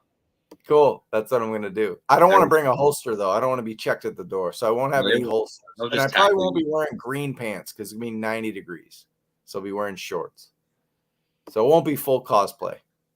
Fine, fine, quitter, whatever. I'm a half-ass cosplayer, but yeah, I wanted to show these off. Baldy Locks, our friend, showing the Action Force Condor, Eastbound, and Condor. These are hilarious. Look at this. He even did the whole the baseball mitt. I love this. Oh, it's hilarious. That's hilarious. That is funny. Party City. Yeah, I'll go find one. It'd be funny. Just I have to wear it for the panel. You do. Well, I have the boots. I know you're a fan of boots, Melanie, but no, I probably will. Melanie, he does have the thigh-high boots, but he will not be wearing them at San Diego. I apologize. That's for the after party. Exactly. All right, let's dig into Super 7's G.I. Joe. We're still talking G.I. Joe. So this was revealed today. It's a teaser for their animated series, Real American Hero animated series, Crimson Guard. And it's I don't remember the donut and coffee thing. If you guys in the chat do, cool, let me know. But yeah, it's a very cool reveal. I love it. I love that. Yeah, it's very cool. And obviously it looks really good. Going with a cartoon. I don't collect this line, but for those who do, I hope they enjoy it. Yes. So yeah, there you go. Yeah, that looks great. Yeah, that looks fantastic. I don't get any of the G.I. Joe Ultimates, but that does look fantastic. Yep. And then a lot of these are like Action Force inspired too. So we have like the Red Jackal, Destro, and stuff. So that looks cool. Yeah. Are you guys in the chat collecting Ultimates, and are you excited to get these exclusives? The thing I'm excited for is the gear, but we'll talk about that in a bit. And donut is a Simpsons G.I. Joe. It looked like a Homer Simpson donut. There you go. I haven't watched The Simpsons in like 30 years, so I can't tell you, but I'm that old. And your reaction, they're doing a lot of green shirts, so you have a military police officer there. And Python Patrol. Cool. But yeah, I don't do reaction. I would do the O-rings, but we know with G.I. Joe, they're kind of canceling out on that. Yeah. The green socks though, I might grab them. I grabbed the let's see if I have my here actually. Yeah, I do. I have my socks right here. My Super 7 socks. Why do you? Okay, they're actually pretty damn dope. I like those. These are from the store, from the pop-up last year. I mean, were they really? Yeah, that's why I'm showing them. Yeah. So these are freaking amazing, you know. But yeah, I don't know. I might have to grab, I don't know about green socks, but it's Cobra. So they're kind of funky and crazy and something to wear to a convention, right? So maybe I'll grab it. Maybe I'll wear my truck. I have to address this. The Ultimate Duke was hideous, worse than Falcon. KJ, my friend, my brother, no, that Falcon was the worst figure. The only thing worse than that was that dark metal dark metal Superman, where he had the guitar and like his face was like this long. I don't ever cosplay. I'm just wearing a damn shirt. I did cosplay once as an amalgamation of Heath Ledger and Jared Leto Joker. It was a combined Joker at Kamikaze. Remember Kamikaze? Stan Lee's Kamikaze? Then they changed it to LA Comic-Con. Oh, wow. Anyway, it'll be on Pulse multiple times like Mindbender, and I agree the QB code will be universal. Yeah, so guys, I'll get it. You'll get it. If it works, it works. If not, they'll follow those channels we told you about, follow people, and turn your notifications on, and it won't be that hard. I promise. Yeah. Madsen says it'll never. The Ultimates won't look that good. You'll get massive QC issues, and don't take about. Yeah, I'm not in with the Ultimates. I'm glad I canceled them. My Ultimate. You have the bat, right? The bat's good. Mm-hmm. My bat's fantastic, and my Comic-Con bat. I've actually got quite a few Ultimates. I've got the Turtles, A-Stuck, Surfing Mike, Shredder, Splinter, Optimus Prime, and then the bat, and the bat's fantastic. I don't mess with the hat. I know Lance bought the hat last year. It's not the kind of hat I like. I like just your typical lids, new era type snapback or fitted. I don't mess with these kind of hipster white boy ass hats, but they don't look, they don't look good on me. They look good on a striking young man with long locks, but not someone like me. I don't know if I can mess with this hat, but cool. You have the City of the Dead reaction, deep cut from the cartoon, Ancient Warrior Pack, army builder kind of thing. I'm not going to mess with it, but it's a very, very cool. These are the type of things that should be exclusive, right? Very fun. Agree. Yeah, exactly. I love that. I love that packaging, but yeah, pass.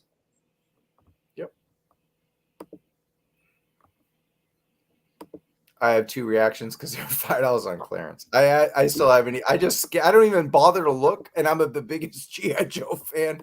Besides all of you in the chat, I'm the biggest GI Joe fan I know, and I don't even bother looking at them in the store.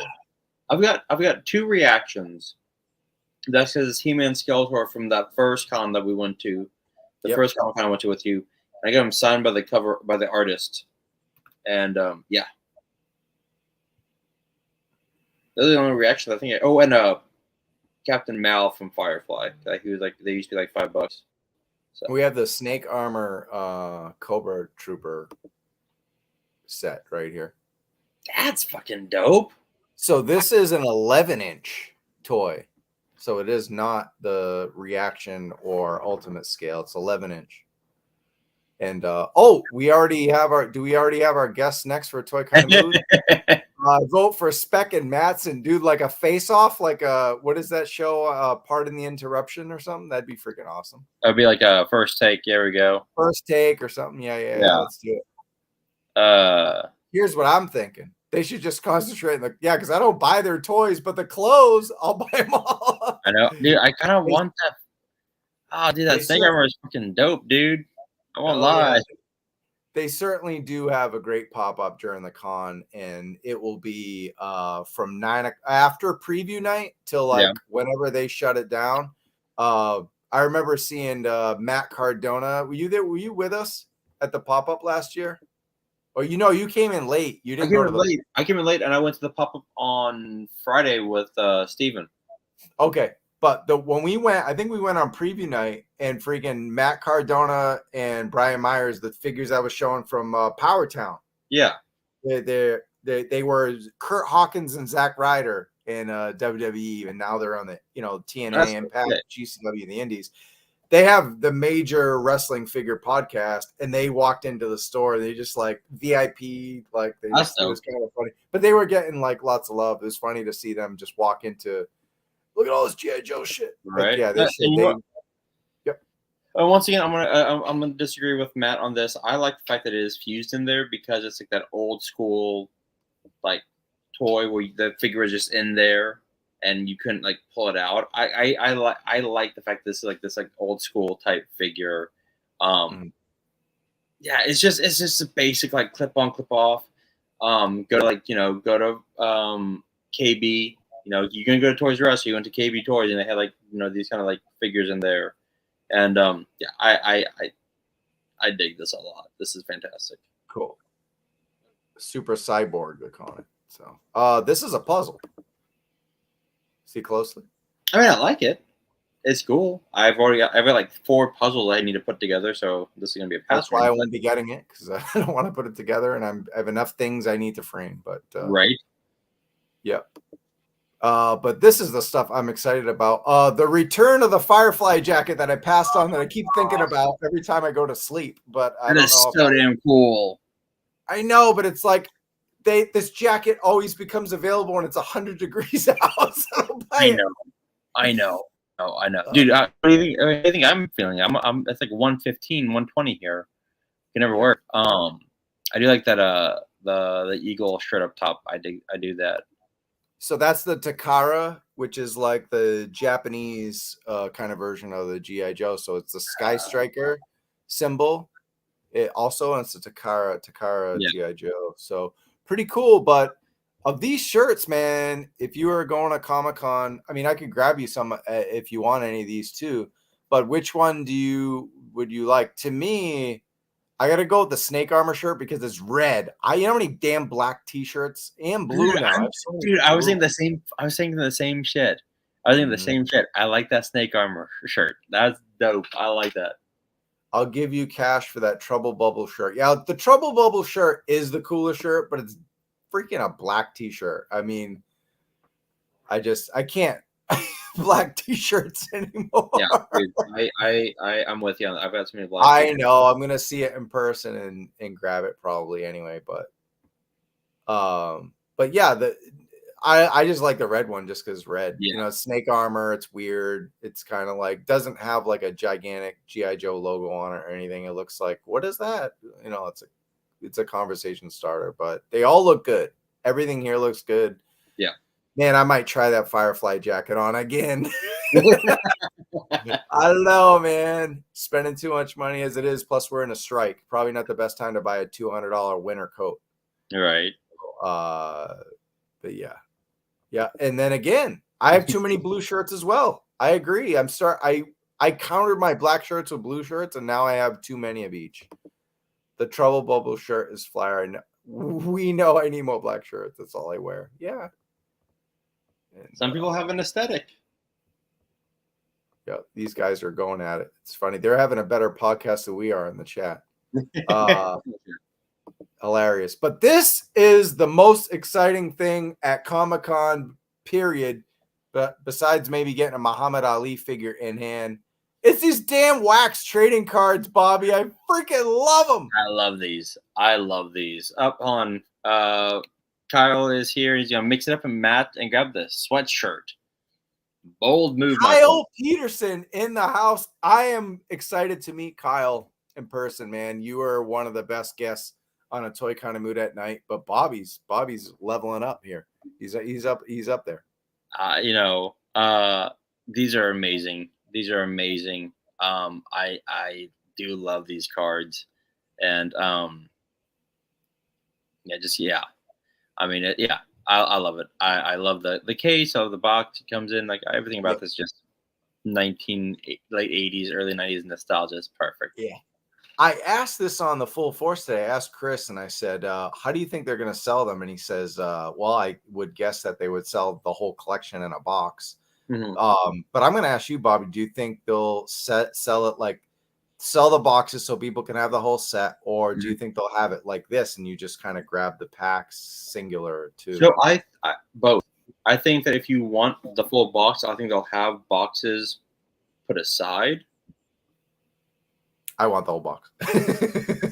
I'm just saying me. And spec, I think a whole box will guarantee a whole set. Yeah, it would suck if it didn't, and you got like 18 Cobra Troopers, and then you're missing Flint or something. Exactly. Like you'd be like. I think if you get the whole box, you'll have the whole set. I think the cards. I think they'll at the cash register, they'll have like the single packs for purchase. Like, I'll just get one of these two. Yeah, that sweatshirt does look nice, but man, I don't know how many times I've worn a sweatshirt that wasn't a zip up hoodie or something. I don't know, like not too many times, but it is a good call on the mix up. And yeah, that would really suck if you're missing cards. I'm sure they sell single packs as well. So cool. I think I'm done. You got anything? That I saved the absolute best thing for last. The damn trading card. The thing that isn't toys. Yes. That's. We did a whole 3 hours. 3 hours. We finished on trading cards. I love it, dude. To go with Rick Hardy's shattering gum. Yeah, that gum was like it lasted like all of like 2 seconds, and it's like the tops. Uh-huh. That stale ass gum from like exactly. I mean, you can like snap it. Yes. Yep.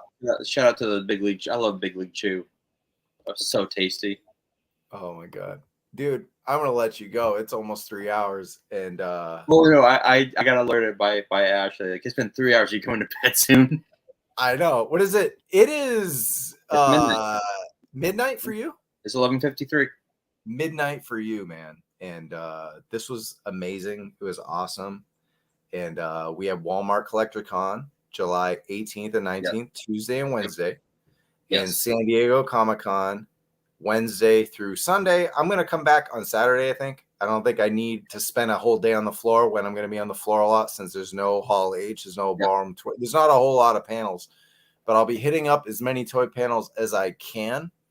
I'm going to be connecting with a lot of folks. We may have some super special guests, because now all these YouTube people I got to meet during COVID and the pandemic in the last year, people like Kyle Peterson, MCU Collector, Bug from ACBA, shout out to them. There's going to be a lot of folks I'm excited to meet in person. Of course, I'm going to get up with my Mattel and Hasbro fam, but sadly, I don't know if I'm going to be there with too many people from a toy kind of mood, but I'll represent the best I can, and I'll be connecting with you guys.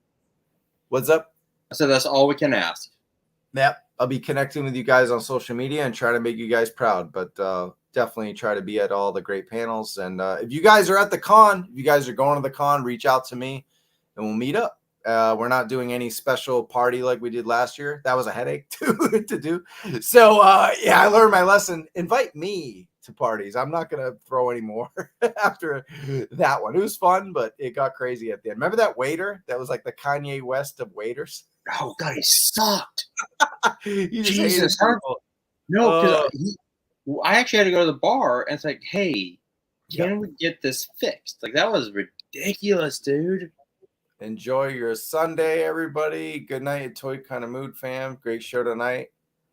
Thank you, everybody, especially Speck and Matson for the entertaining brawl for it all in the chat. Watch your back, Viper Island and Louise. Yeah, I might get jumped on the way to the G.I. Joe panel. You might jump out of there for this kid. Viper Island going to get more subscribers. Get us more subscribers for real, though. Oh, hell yeah. All right. Anyway, guys, it's a big salute. This was a Toy Kind of Mood at night, episode 11. And for the real host of a Toy Kind of Mood, Bobby Bayar, I'm your host tonight, Travis Moody, and we'll see you in the Toy Aisle, and we'll see you on the exhibit floor at Comic-Con, San Diego Comic-Con 2023. Peace. If I can find